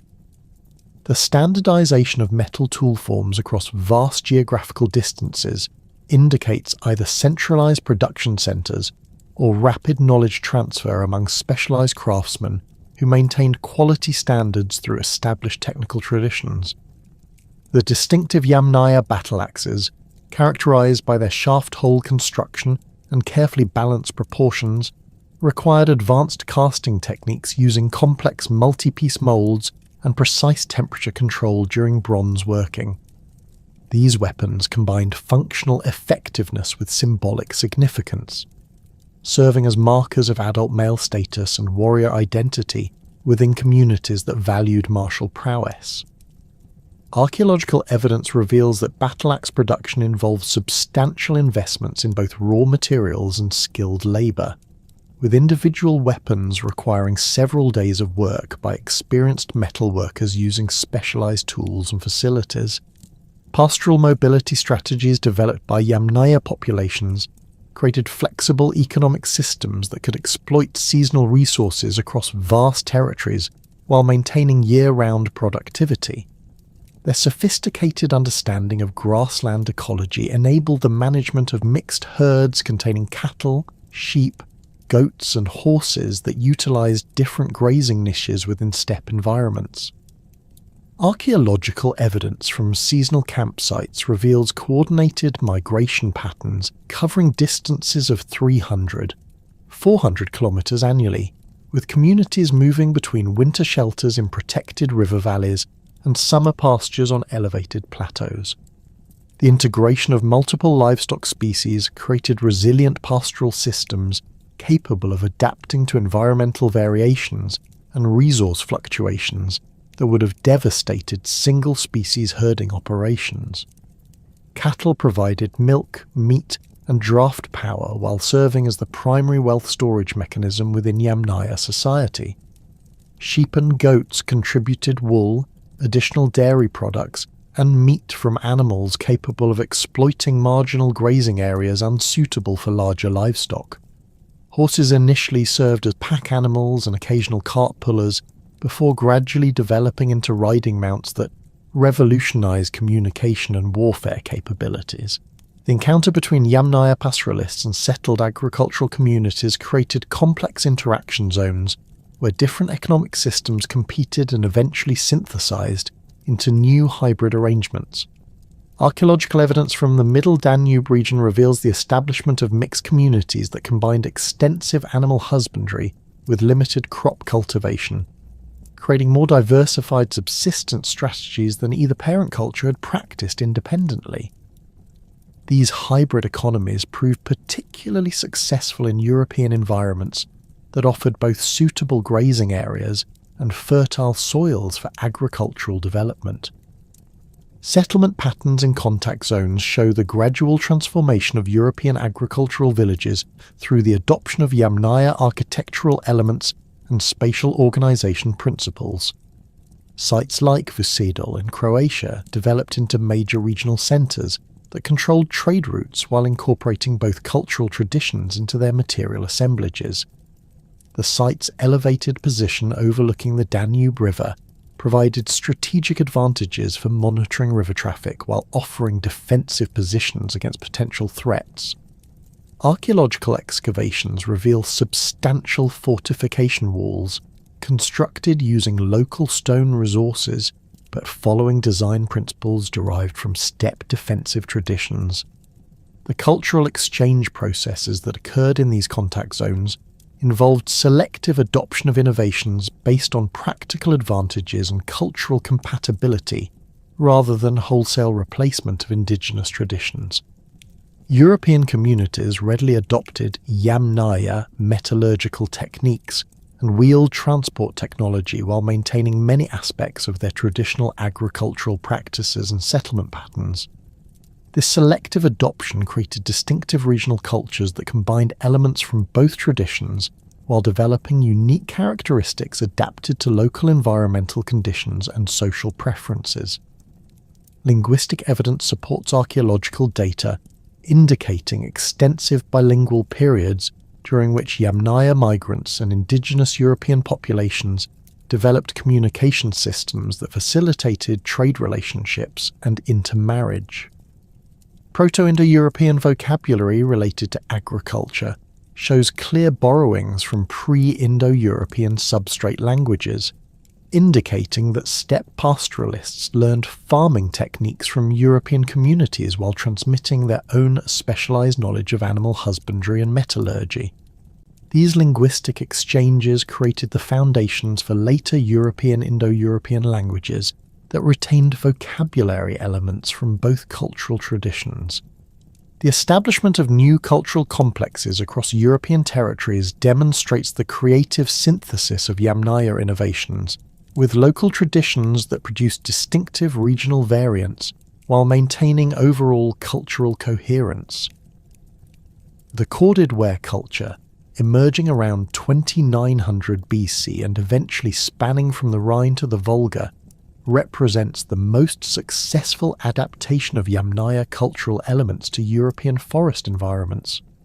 Archaeological sites across this vast territory reveal consistent adoption of characteristic burial practices, pottery styles, and weapon traditions that clearly derive from steppe prototypes, while incorporating local variations in construction techniques and decorative elements. Corded ware settlement patterns show the establishment of small farming communities that practiced mixed agriculture and animal husbandry, creating sustainable economic systems adapted to European environmental conditions. Sites like Flintbeck in northern Germany feature rectangular timber longhouses constructed using traditional European building techniques, but containing artifact assemblages that demonstrate clear connections to steppe cultural traditions. These communities maintained extensive trade networks that connected Atlantic coastal regions with Central Asian resource zones, facilitating the circulation of raw materials and finished goods across unprecedented geographical distances. Burial practices within corded ware territories demonstrate selective adoption of Yamnaya mortuary traditions, adapted to European social structures and available resources. Individual grave burials replaced collective interments in many regions, with deceased individuals positioned in characteristic contracted postures with eastward orientations that mirror steppe practices. However, the elaborate kurgan construction techniques of the steppes were simplified to smaller earthen mounds or flat grave cemeteries that required less labour investment while maintaining essential symbolic elements of the burial tradition.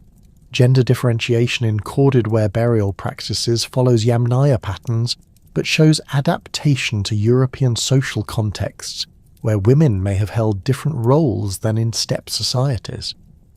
Male graves consistently contain battle axes and other weapons that mark warrior identity, while female interments feature pottery vessels, personal ornaments, and tools associated with textile production and food processing.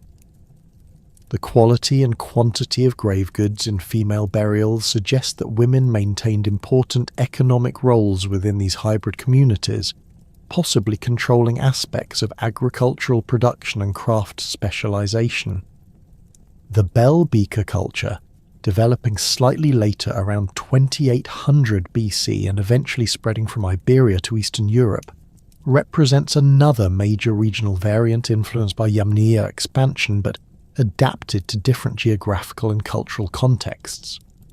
Archaeological evidence reveals that bell beaker communities combined Yamnaya technological innovations with indigenous European traditions and Mediterranean influences, creating distinctive material cultures that emphasized individual status display and long-distance trade relationships.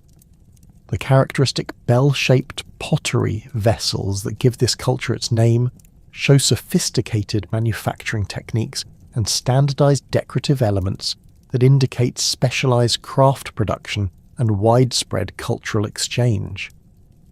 Bell beaker metallurgy demonstrates advanced copper and early bronze working techniques that surpassed contemporary European traditions while incorporating innovations from multiple sources including Yamnaya, Mediterranean and Atlantic regions. Archaeological analysis of metal artifacts reveals sophisticated alloy compositions and casting methods that produce tools and weapons of exceptional quality and durability. The standardization of metal implement forms across Belbeaker territories indicates either centralized production centers or extensive knowledge sharing among specialized craftsmen who maintain technical standards through established guild-like organizations. Burial practices associated with Belbeaker culture show clear Yamnaya influences adapted to Western European contexts and combined with local traditions and Mediterranean elements. Individual grave burials feature characteristic assemblages including bell-shaped pottery vessels, copper daggers, stone wrist guards, and occasionally gold ornaments that demonstrate access to extensive trade networks. The positioning of bodies follows Yamnaya patterns with eastward orientations and contracted postures, but grave construction techniques show regional variations that reflect local building traditions and available materials. The transformation of European societies through Yamnaya influence extended beyond material culture to encompass fundamental changes in social organization, economic systems, and ideological frameworks that would shape the trajectory of European civilization for millennia. Archaeological evidence reveals the emergence of more hierarchical social structures, with increased emphasis on individual achievement and warrior identity, contrasting with the more egalitarian traditions of earlier European farming communities. These social changes coincided with technological innovations that enhanced military capabilities and economic productivity while creating new opportunities for wealth accumulation and status differentiation. Trade network expansion associated with Yamnaya. Cultural influence created unprecedented connections between European regions and distant resource zones, facilitating the circulation of raw materials, finished goods, and technological knowledge across vast geographical distances. Archaeological evidence reveals the establishment of specialized production centers that manufactured goods for distribution throughout European territories, including metalworking sites that processed copper from alpine sources, amber workshops that created ornaments from Baltic materials, and pottery centers that produced standardized vessel forms for regional distribution networks. The eastern territories beyond the Ural Mountains beckoned to Yamnaya populations around 3,300 BC, offering vast grasslands that stretched uninterrupted toward the Altai Mountains and beyond into the heart of Asia. This eastward migration represented one of the most remarkable demographic movements in human prehistory, as mobile pastoral communities transported their entire cultural complex across the formidable barrier of the Urals into the alien landscapes of western Siberia. Archaeological evidence from sites like Afanasyevo and Karakol reveals that these pioneering groups maintained their distinctive material culture while adapting to radically different environmental conditions that tested the flexibility of their pastoral strategies. The crossing of the Ural Mountains required sophisticated knowledge of seasonal weather patterns and geographical routes that could accommodate ox-drawn carts carrying entire households along with their accumulated possessions. Archaeological surveys have identified a series of river valleys and mountain passes that provided corridors through the Ural barrier, with evidence of temporary campsites marking the stages of this arduous journey. The Tobol River Valley served as a primary route, offering relatively gentle gradients and adequate water sources for large livestock herds, while the presence of Yamnaya-style pottery fragments at elevated sites indicates that some groups chose more direct but challenging mountain crossings. The environmental transition from the familiar steppes west of the Urals to the diverse landscapes of western Siberia demanded immediate adaptation of established pastoral practices to new ecological conditions. The Minasinsk Basin, where many Afanasyevo communities eventually settled, featured a complex mosaic of grasslands, forest steppe zones, and river valleys that offered rich grazing opportunities but required modified seasonal migration patterns. Archaeological evidence from early Afanasyevo sites reveals adjustments in settlement locations, with communities choosing elevated terraces that provided commanding views of surrounding territories while offering protection from spring flooding that could devastate lowland camps.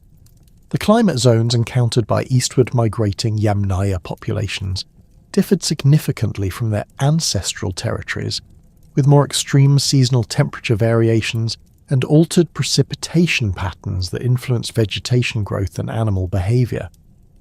Paleoclimatic reconstructions based on pollen cores from Siberian lakes indicate that the region experienced a continental climate, with harsh winters reaching temperatures below -30°C, and brief but intense summers that created optimal growing conditions for nutritious grasses.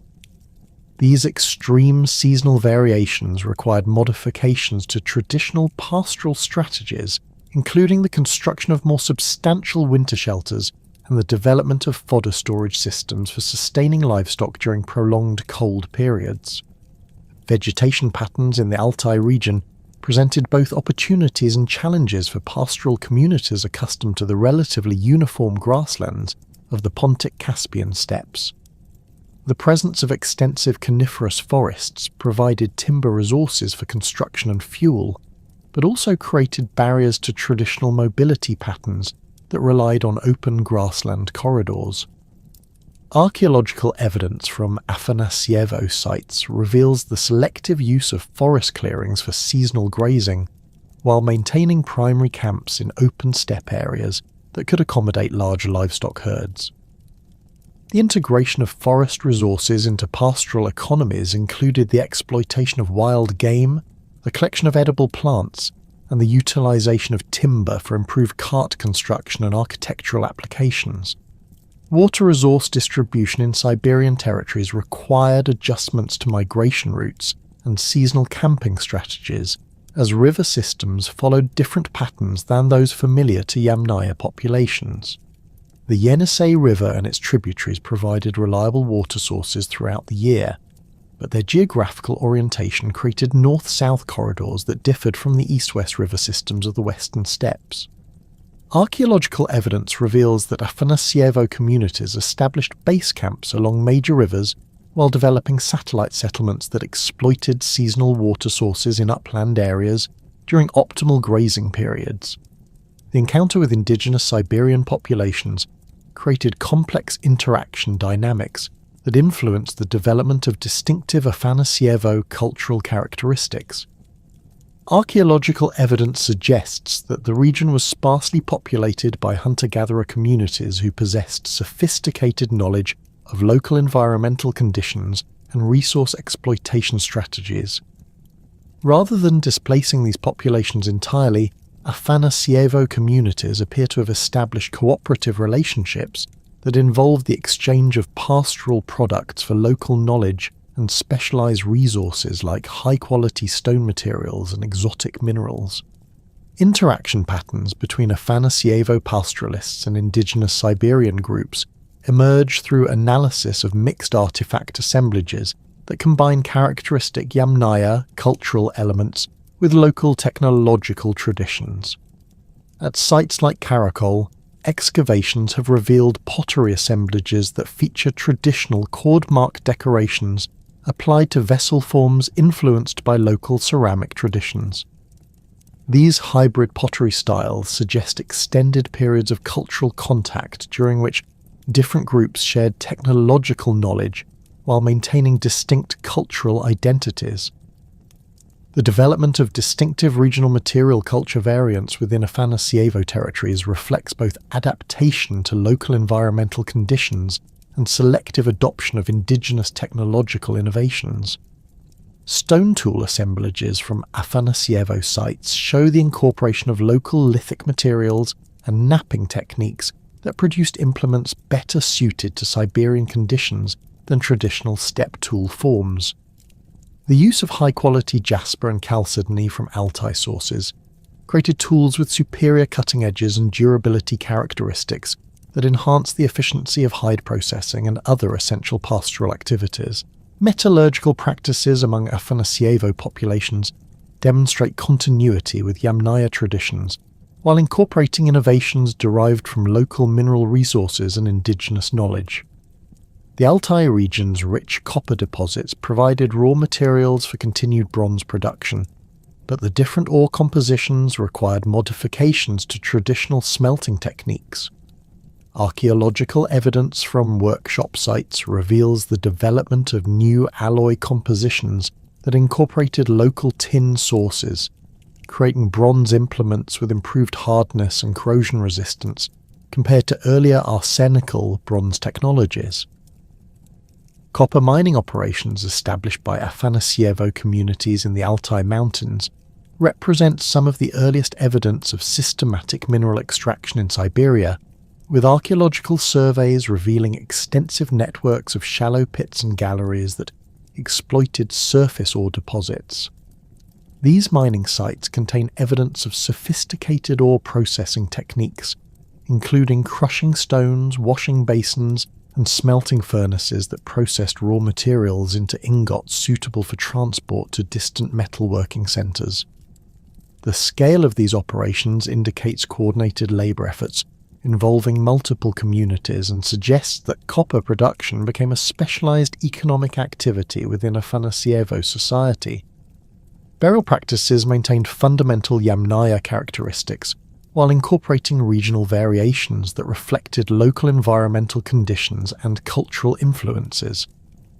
Afanasyevo kurgans constructed in the Altai region utilised available stone materials to create elaborate burial chambers, lined with carefully fitted slabs quarried from local sources. These stone-lined graves provided better preservation conditions than earth-cut chambers, resulting in exceptional archaeological preservation that has yielded detailed information about Afanasyevo material culture and mortuary practices. The construction techniques employed in Afanasyevo kurgan building demonstrate sophisticated adaptation of traditional methods to local geological conditions and available materials. The abundance of suitable stone in the Altai region enabled the construction of more elaborate burial chambers than were typical in the western steppes, with some examples featuring multiple rooms connected by stone-lined passages. These complex burial structures required advanced engineering knowledge and coordinated labour efforts that mobilised resources from multiple communities, indicating that Afanasyevo society maintained the hierarchical organisation characteristic of their Yamnaya ancestors. Gravegood assemblages from Afanasyevo burials reveal the continuation of traditional Yamnaya status markers, while incorporating new elements derived from local resources and cultural contacts. Elite male burials contain characteristic copper daggers and stone battle axes that clearly derive from Western steppe prototypes, but also feature ornaments made from local materials including jade, serpentine, and other decorative stones not available in Western territories. These exotic materials demonstrate the development of new trade networks that connected Afanasyevo communities with resource zones throughout Central Asia. Pottery production within Afanasyevo communities maintained the distinctive cord mark decoration techniques that marked Yamnaya cultural identity, while adapting vessel forms to local functional requirements and aesthetic preferences. Archaeological analysis reveals that Afanasyevo potters continued to use traditional manufacturing methods, but incorporated local clay sources and tempering materials that created ceramics with different physical properties than Western steppe examples. The resulting pottery assemblages display remarkable consistency in decorative elements, while showing subtle variations in form and fabric that reflect regional adaptation. Animal husbandry practices among Afanasyevo populations required significant modifications to accommodate Siberian environmental conditions and available grazing resources. Archaeological evidence from faunal assemblages indicates that cattle remained the dominant livestock species, but their management required adjustments to traditional breeding and feeding strategies. The harsh Siberian winters necessitated the construction of substantial shelters and the accumulation of fodder supplies that could sustain herds during extended periods when natural grazing became unavailable. The integration of local animal species into Afanasyevo pastoral systems created more diversified herding strategies that enhanced economic stability and resource utilization efficiency. Archaeological evidence reveals the incorporation of yaks into some herds, providing animals better adapted to high-altitude conditions and extreme cold than traditional cattle breeds. These hardy animals could exploit marginal grazing areas and survive harsh winter conditions while providing milk, meat, and fibre products that supplemented traditional pastoral resources. Horse breeding among Afanasyevo populations appears to have intensified compared to Western Yamnaya practices, possibly in response to the greater distances involved in managing territories across Siberian landscapes. Archaeological evidence from horse burials indicates selective breeding for larger, more robust animals capable of carrying heavier loads and travelling longer distances than earlier steppe horses. The development of improved horse breeds may have contributed to the gradual adoption of mounted riding techniques that would eventually revolutionize steppe warfare and communication systems. Settlement patterns established by Afanasyevo communities reflect adaptations to Siberian environmental conditions, while maintaining the mobile lifestyle characteristic of pastoral societies. Archaeological surveys reveal networks of seasonal sites positioned to exploit optimal grazing areas during different periods of the annual cycle, with base camps located in sheltered valleys that provided protection during harsh winter months. These settlement systems required detailed knowledge of local environmental conditions and resource availability that was acquired through extended exploration and interaction with indigenous populations.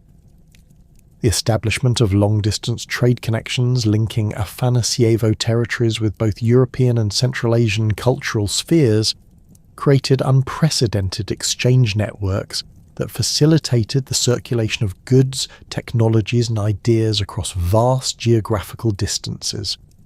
Archaeological evidence reveals the presence of materials from diverse sources, including Baltic amber, Mediterranean shells, Central Asian turquoise, and Chinese jade in Afanasyevo archaeological contexts. These exotic materials demonstrate the development of sophisticated trade relationships that connected Siberian pastoral communities with civilizations throughout Eurasia. Trade route development required detailed geographical knowledge and diplomatic relationships that enabled the safe passage of valuable goods through territories controlled by different cultural groups. Archaeological evidence suggests that Afanasyevo communities served as intermediaries in exchange networks that connected European metal sources with Asian markets for precious stones and luxury materials. The standardization of certain artifact types across vast distances indicates either centralized production centers or widespread knowledge sharing among specialized craftsmen who maintained quality standards through established technical traditions. The circulation of technological innovations through Afanasyevo trade networks accelerated the development of new manufacturing techniques and material applications that enhanced economic productivity and cultural sophistication. Archaeological evidence reveals the rapid spread of improved metallurgical techniques, including advanced bronze alloy compositions and sophisticated casting methods that produced tools and weapons of exceptional quality. These technological advances contributed to the competitive advantages that enabled Afanasyevo communities to maintain their pastoral lifestyle while participating in complex exchange relationships with settled agricultural societies. Cultural transmission processes associated with Afanasyevo expansion created lasting influences on the development of Siberian and Central Asian civilizations that extended far beyond the immediate geographical range of these pastoral communities. Archaeological evidence reveals the adoption of Afanasyevo cultural elements by indigenous populations throughout the Altai region, including burial practices, pottery styles, and metallurgical techniques that became integrated into local cultural traditions. These influences contributed to the cultural foundations that would eventually support the development of more complex societies in Central Asia during later prehistoric periods. The dissolution of unified Yamnaya culture around 2500 BC gave rise to a complex mosaic of successor populations that carried forward essential elements of steppe pastoral traditions while adapting to changing environmental conditions and regional cultural influences.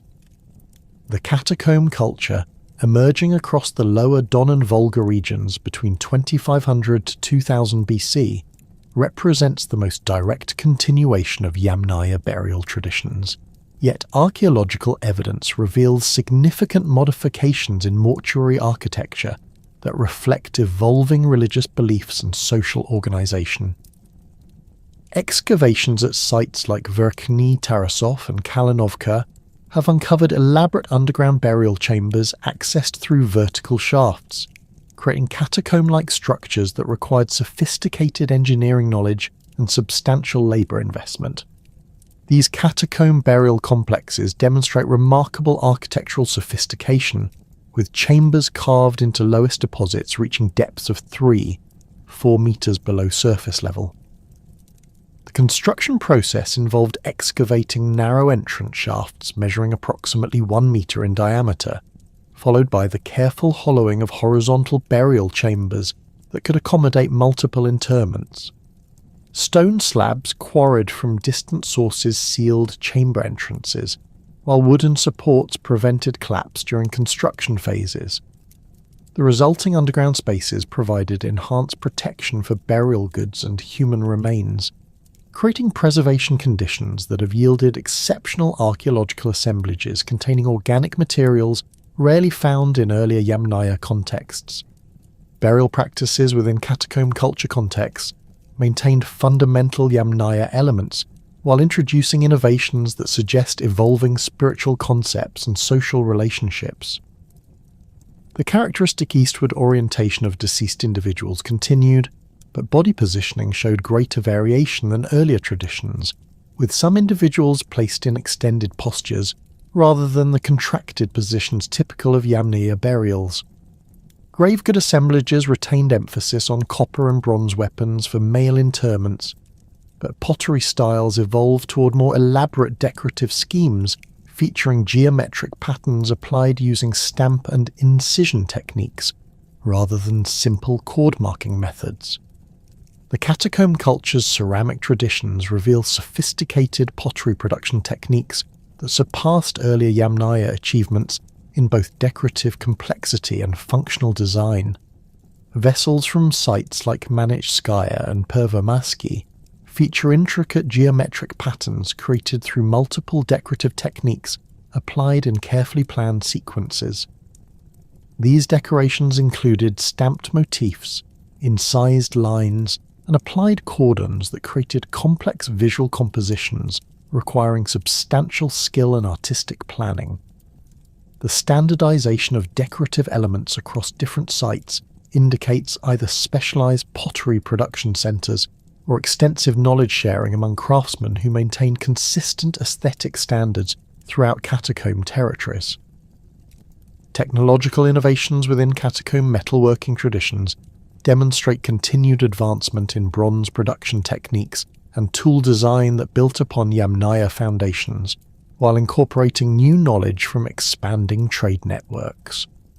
Archaeological analysis of metal artifacts reveals improved alloy compositions with more consistent tin content, indicating access to reliable tin sources and enhanced smelting techniques. The development of more sophisticated casting methods enabled the production of complex tool forms, including socketed axes, improved dagger designs, and specialized implements for leatherworking and agricultural activities. The Poltavka culture, developing contemporaneously with catacomb traditions but centered in the Middle Volga region, represents another major evolutionary branch of Yamnaya cultural heritage that adapted steppe pastoral strategies to different environmental conditions and resource opportunities. Archaeological evidence from sites like Lopatino and Lipovka reveals communities that maintained mobile pastoral lifestyles while developing distinctive material culture traditions that reflected regional preferences and available materials. Poltavka burial practices simplified earlier Yamnaya kurgan construction methods, creating smaller earthen mounds that required less labour investment while preserving essential symbolic elements of the mortuary tradition. Poltavka pottery production developed unique stylistic characteristics that distinguished these communities from both Yamnaya predecessors and contemporary catacomb populations. Ceramic vessels from Poltavka sites featured distinctive rim forms and surface treatments that reflect local aesthetic preferences and functional requirements. The decoration techniques emphasize simple geometric patterns applied through chord marking and incision methods, creating visually distinctive assemblages that maintained cultural connections with steppe traditions while expressing regional identity. Chemical analysis of pottery fabrics reveals the use of local clay sources and tempering materials, indicating that ceramic production remained a community-based activity adapted to available resources. The economic foundations of Poltavka society continued to emphasize cattle herding as the primary subsistence strategy, but archaeological evidence reveals modifications to traditional pastoral practices that reflected changing environmental conditions and resource availability. Faunal assemblages from Poltavka sites show increased percentages of sheep and goat remains compared to earlier Yamnaya contexts, suggesting adaptations to more arid conditions that favoured small ruminants over cattle in certain ecological zones. The development of more intensive horsebreeding programs appears to have accelerated during this period, with archaeological evidence indicating selective breeding for larger, more robust animals suitable for riding and draft purposes. Settlement patterns associated with Poltavka culture demonstrate continued mobility while revealing adaptations to regional environmental conditions and resource distribution. Archaeological surveys have identified networks of seasonal sites positioned to exploit optimal grazing areas during different periods of the annual cycle, with evidence of repeated occupation indicating established territorial boundaries and resource management systems. Winter settlements feature more substantial architectural remains than typical Yamnaya sites, including semi-subterranean structures with elaborate hearth systems designed to conserve fuel during harsh cold periods. The emergence of the Srubnaya culture around 1800 BC represents the culmination of Bronze Age steppe cultural development, incorporating technological innovations and social organizational principles that built upon centuries of pastoral adaptation and cultural evolution. Archaeological evidence from major Srubnaya sites like Pokrovsk and Alexievka reveals communities that achieved unprecedented levels of craft specialization and trade network integration while maintaining fundamental pastoral economic strategies. The culture's name derives from the distinctive log-framed burial chambers that replaced earlier stone-lined constructions, demonstrating sophisticated woodworking techniques and access to substantial timber resources. Srubnaya burial architecture represents a significant departure from earlier steppe traditions, with rectangular wooden chambers constructed using carefully fitted log walls that created weatherproof environments for preserving burial goods and human remains. These timber constructions required advanced carpentry skills and access to high-quality wood resources, indicating either local forest exploitation or long-distance timber trade relationships. The standardization of construction techniques across Srubnaya territories suggests either centralized training programs for specialized craftsmen or extensive knowledge sharing among communities separated by vast geographical distances. Metallurgical achievements within Srubnaya culture contexts demonstrate the full maturation of Bronze Age technology in steppe environments, with archaeological evidence revealing sophisticated production techniques and tool designs that surpassed all earlier traditions. Workshop areas at sites like Berezhnovka contain evidence for complex bronze casting operations using advanced furnace designs and multi-piece molds that enabled the production of elaborate weapons and tools.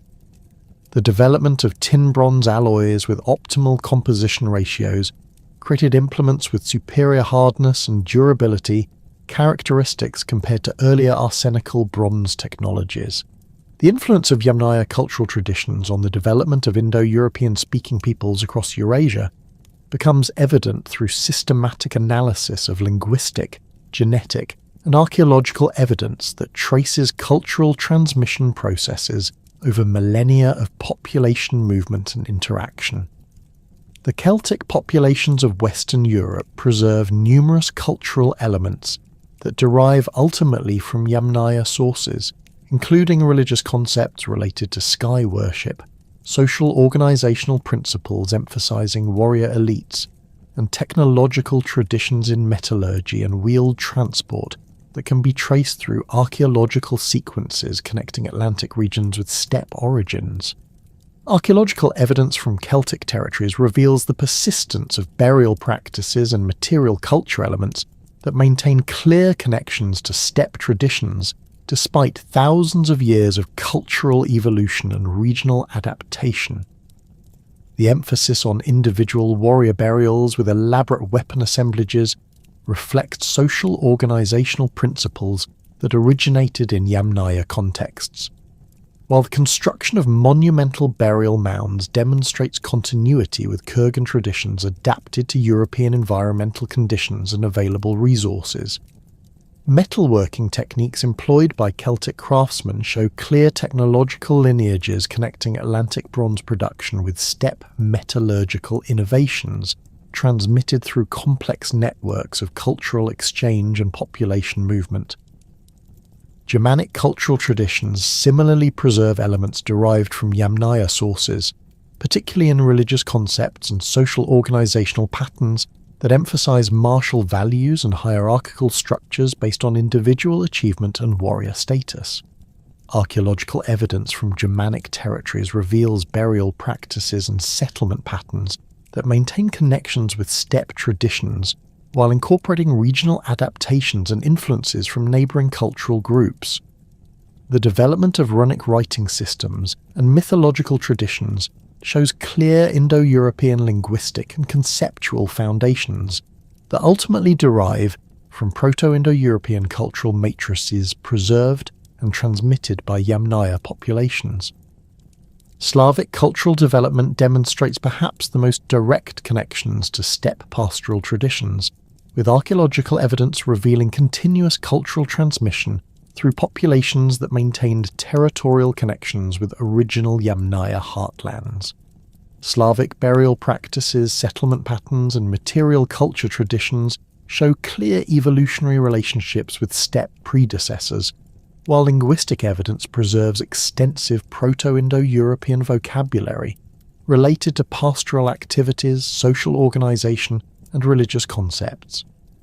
The persistence of traditional Slavic agricultural and pastoral practices reflects technological knowledge and environmental adaptations that originated in steppe contexts and were preserved through millennia of cultural continuity. Indo-Iranian cultural traditions preserve the most extensive evidence for Yamnaya cultural influence, with archaeological and linguistic data revealing direct population movements that carried steppe traditions into Central and South Asian contexts.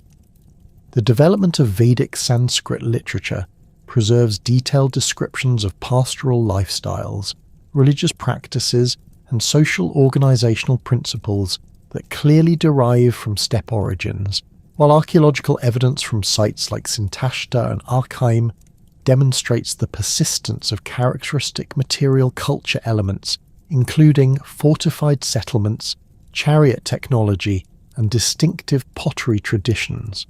The Sintashta culture, emerging around 2100 BC in the southern Urals, represents a crucial link between steppe pastoral traditions and the later development of Indo-Iranian civilizations. Archaeological excavations at Sintashta sites have revealed fortified settlements with sophisticated defensive systems, specialized craft workshops, and evidence for the earliest development of spoked-wheel chariots that would revolutionize warfare and transportation throughout Eurasia. These innovations built directly upon Yamnaya foundations, while incorporating new technologies and organizational principles that enabled expansion into new ecological and cultural contexts. Chariot technology developed within Sintashta contexts demonstrates remarkable engineering sophistication that combined traditional steppe knowledge of wheeled transport with innovations in lightweight construction and specialized horse training. Archaeological preservation at waterlogged sites has revealed complete chariot assemblages featuring spoked wheels, lightweight wooden frames, and bronze fittings that created vehicles capable of high-speed travel across diverse terrain types.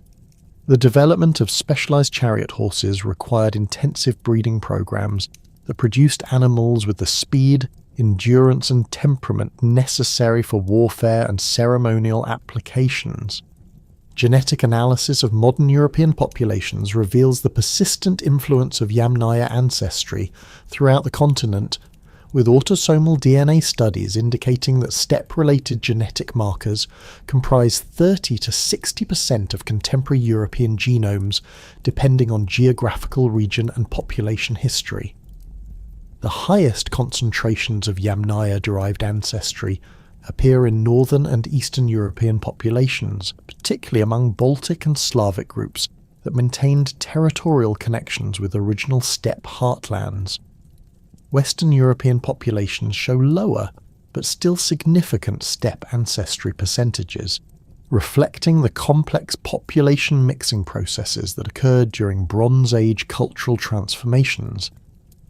Y chromosome haplogroup distributions provide additional evidence for Yamnaya genetic influence, with R1b and R1a lineages associated with steppe populations, showing widespread distribution throughout European territories that adopted Indo-European languages and cultural practices. The geographical patterns of these genetic markers correspond closely with archaeological evidence for cultural transmission, supporting models of substantial population movement rather than simple cultural diffusion processes. Detailed analysis of Y chromosome diversity reveals multiple expansion waves that carried different steppe lineages into various European regions during different chronological periods. Central Asian populations preserve extensive Yamnaya genetic heritage through direct population continuity in regions that maintain pastoral lifestyles and territorial connections with original steppe heartlands.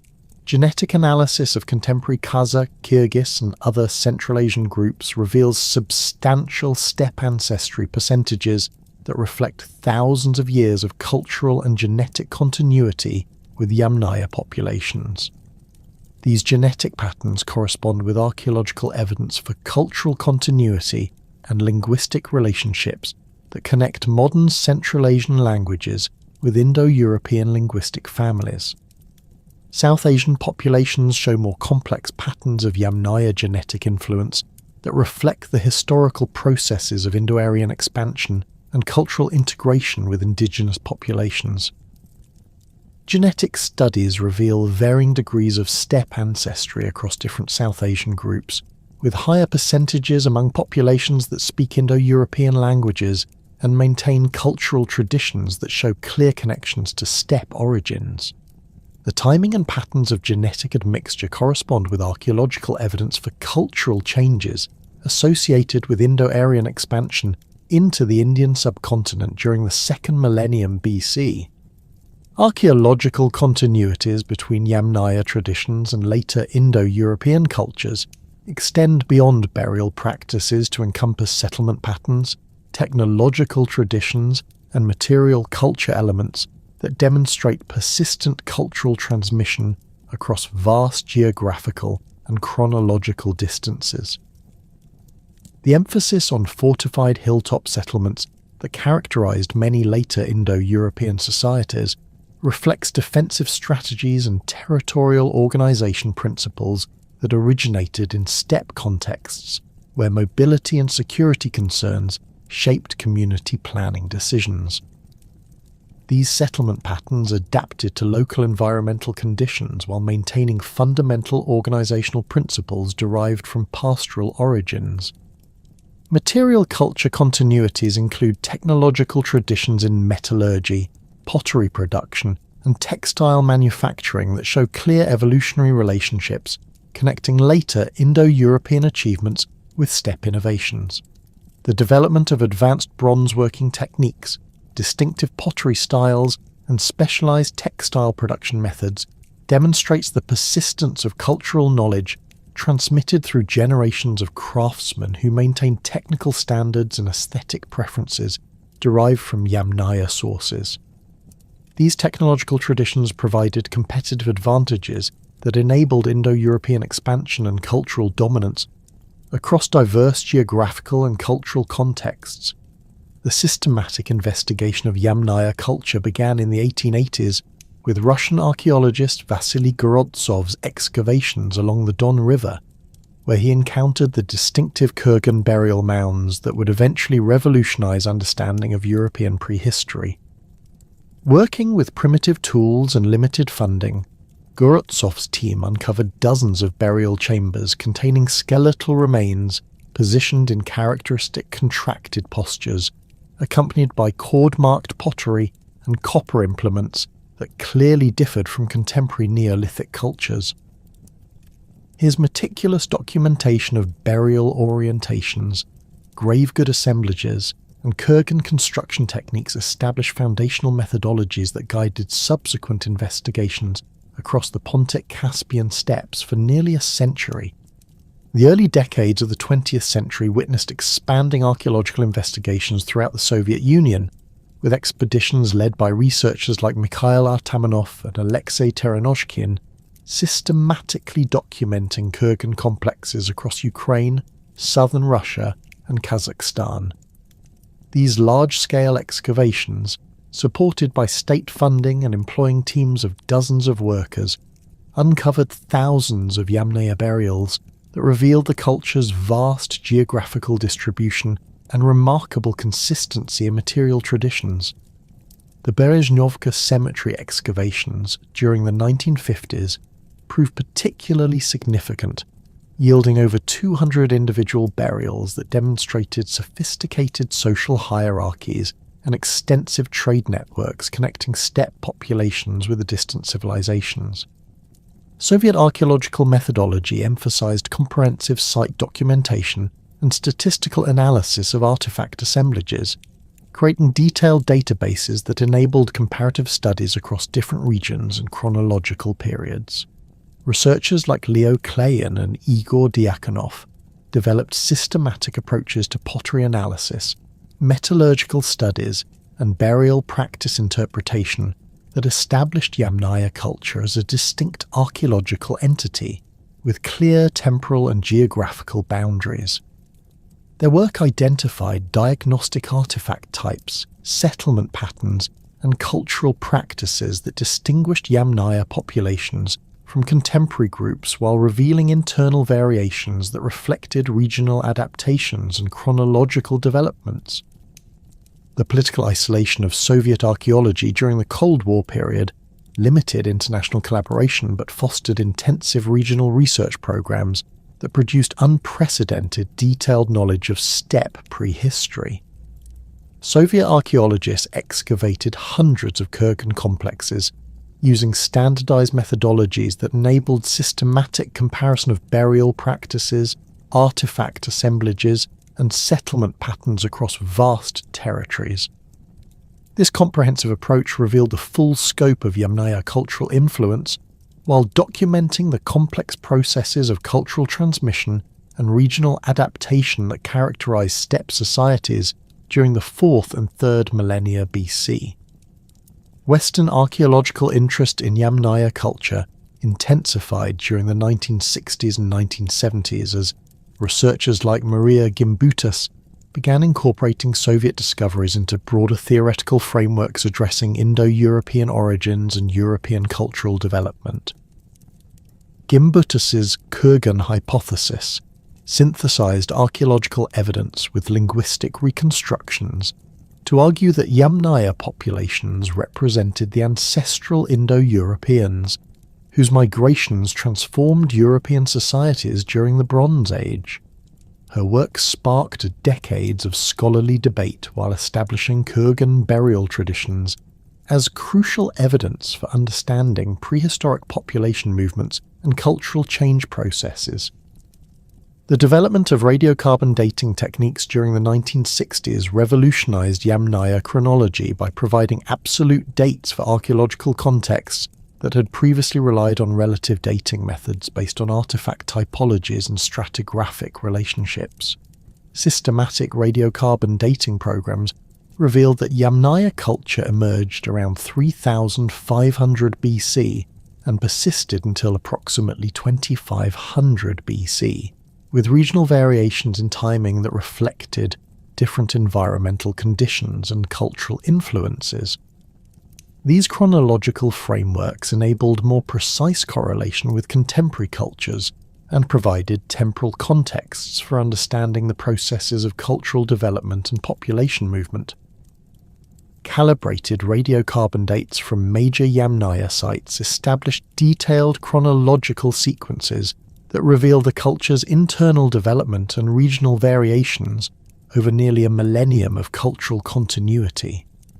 Early Yamnaya phases, dating to 3500–3200 BC, showed relatively simple burial practices and limited social differentiation, while later periods revealed increasingly elaborate kurgan construction, sophisticated grave-good assemblages, and evidence for extensive trade networks.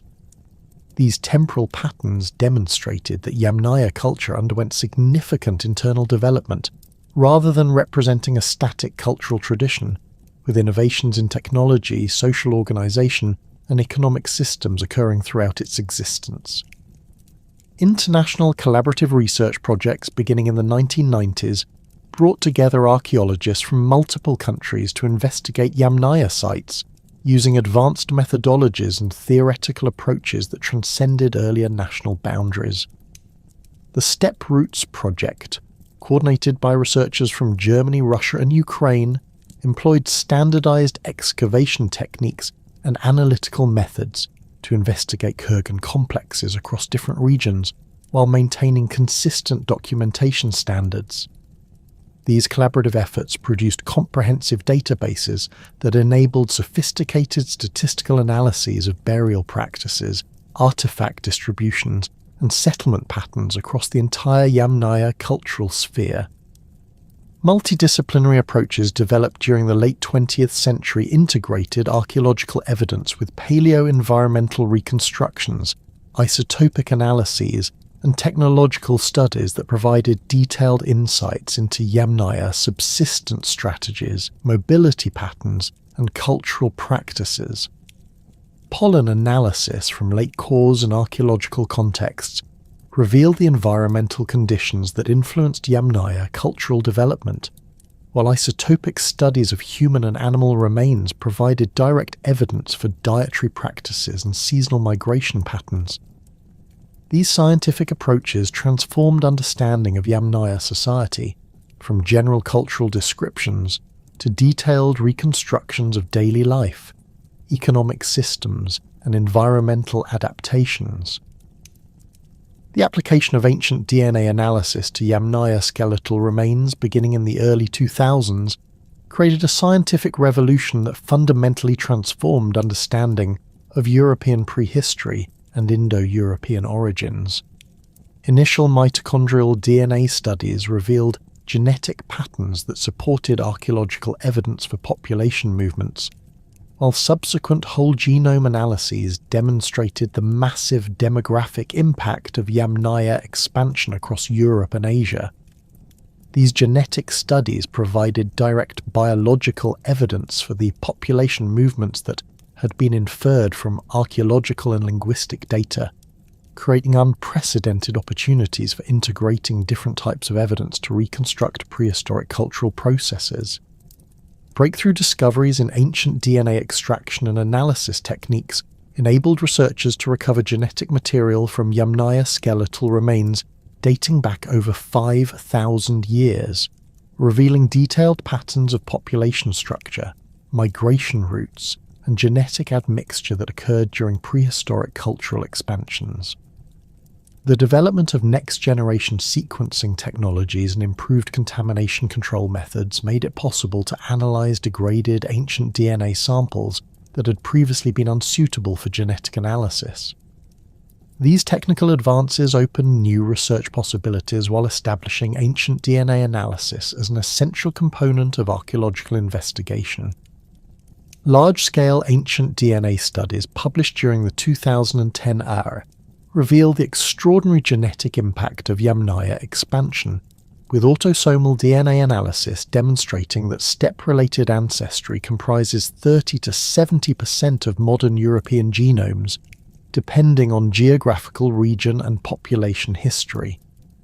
The 2015 study by Haak and colleagues analysed over 230 ancient European genomes and demonstrated that Yamnaya-related populations replaced approximately 75% of the genetic ancestry in Central European populations during the 3rd millennium BC.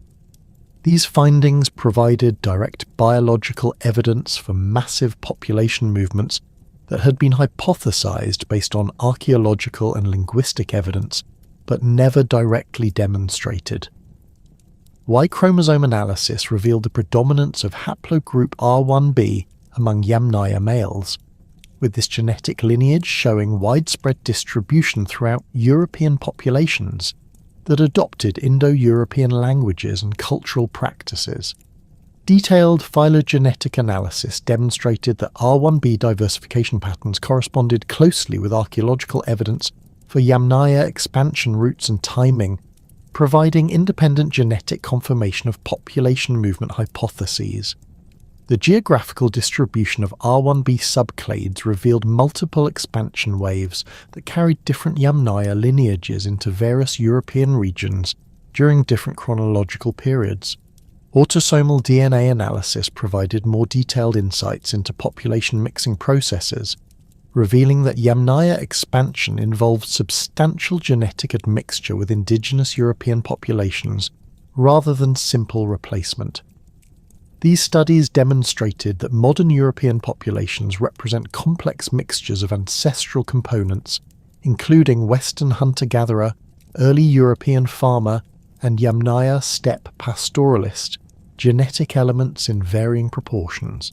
The patterns of genetic admixture corresponded with archaeological evidence for cultural synthesis and regional variations in the adoption of Yamnaya cultural elements. Comparative genetic analysis of ancient DNA samples from across Eurasia revealed the eastern extent of Yamnaya genetic influence, with studies of Central Asian and Siberian populations demonstrating substantial steppe ancestry that reflected the Afanasyevo expansion and subsequent cultural developments. Genetic analysis of Afanasyevo's skeletal remains confirmed their direct relationship to Western Yamnaya populations, while revealing subsequent admixture with local Asian populations that created distinctive regional genetic signatures. These findings supported archaeological evidence for long-distance population movements, while demonstrating the complex processes of cultural and genetic interaction that occurred in contact zones. South Asian genetic studies revealed more complex patterns of steppe ancestry that reflected the historical processes of Indo-Aryan expansion and cultural integration with indigenous populations.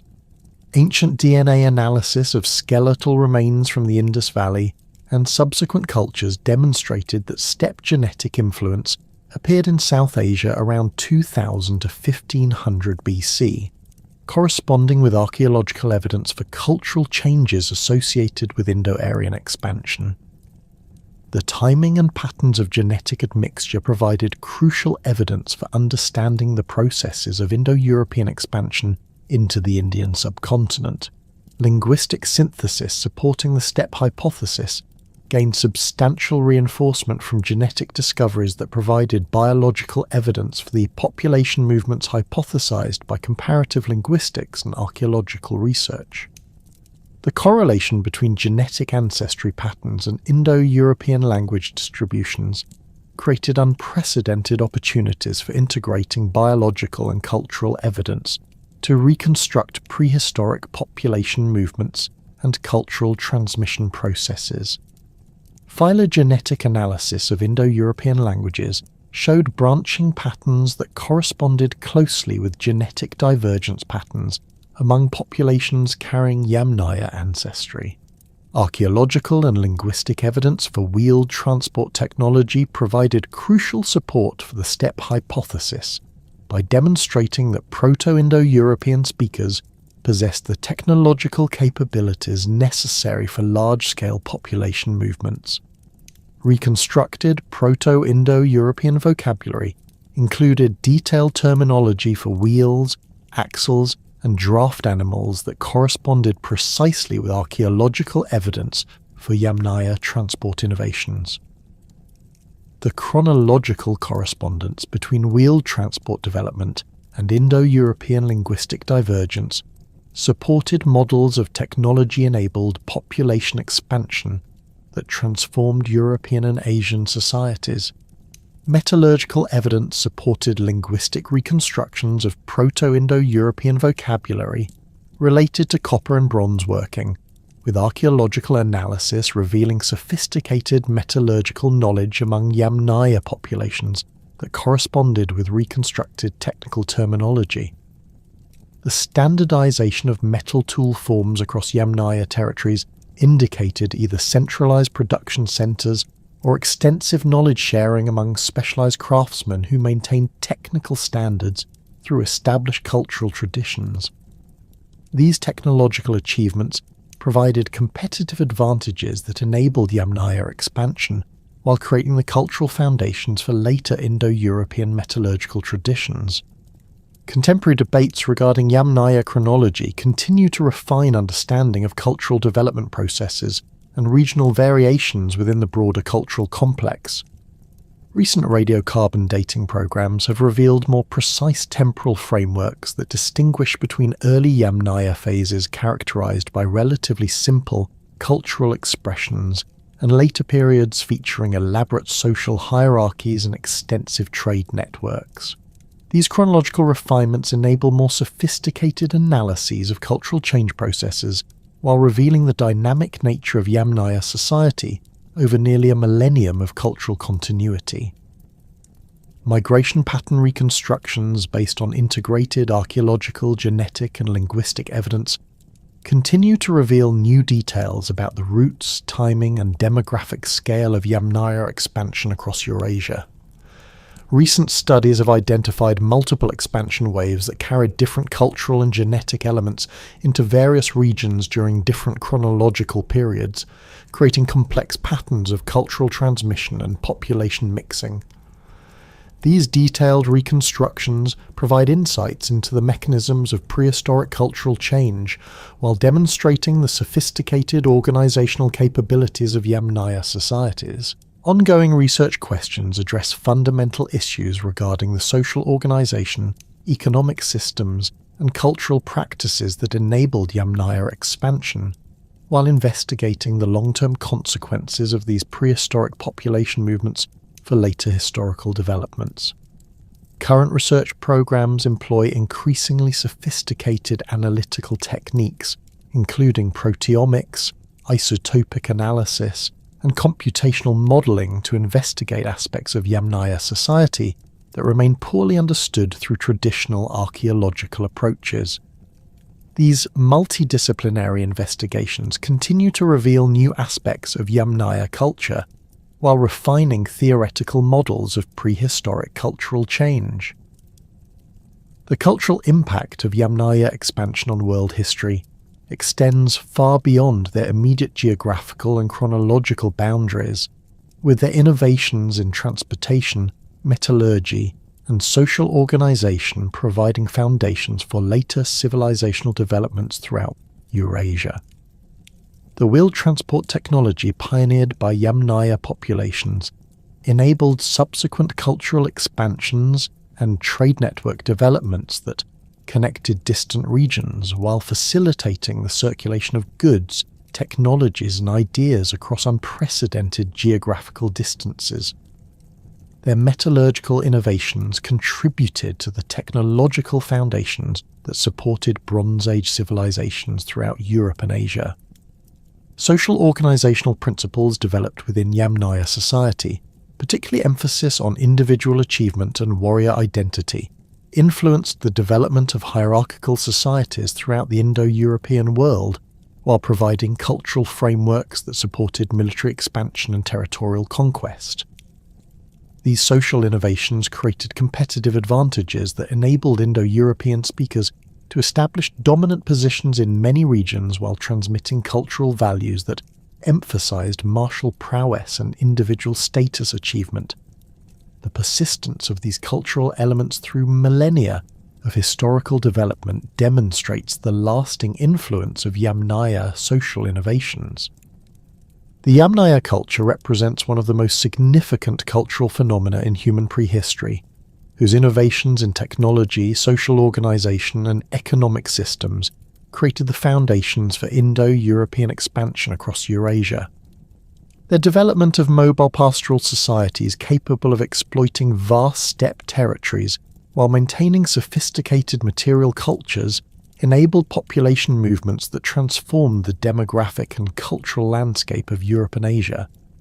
The integration of archaeological, genetic, and linguistic evidence has revealed the extraordinary scope of their influence, while demonstrating the complex processes of cultural transmission and regional adaptation that characterize their expansion.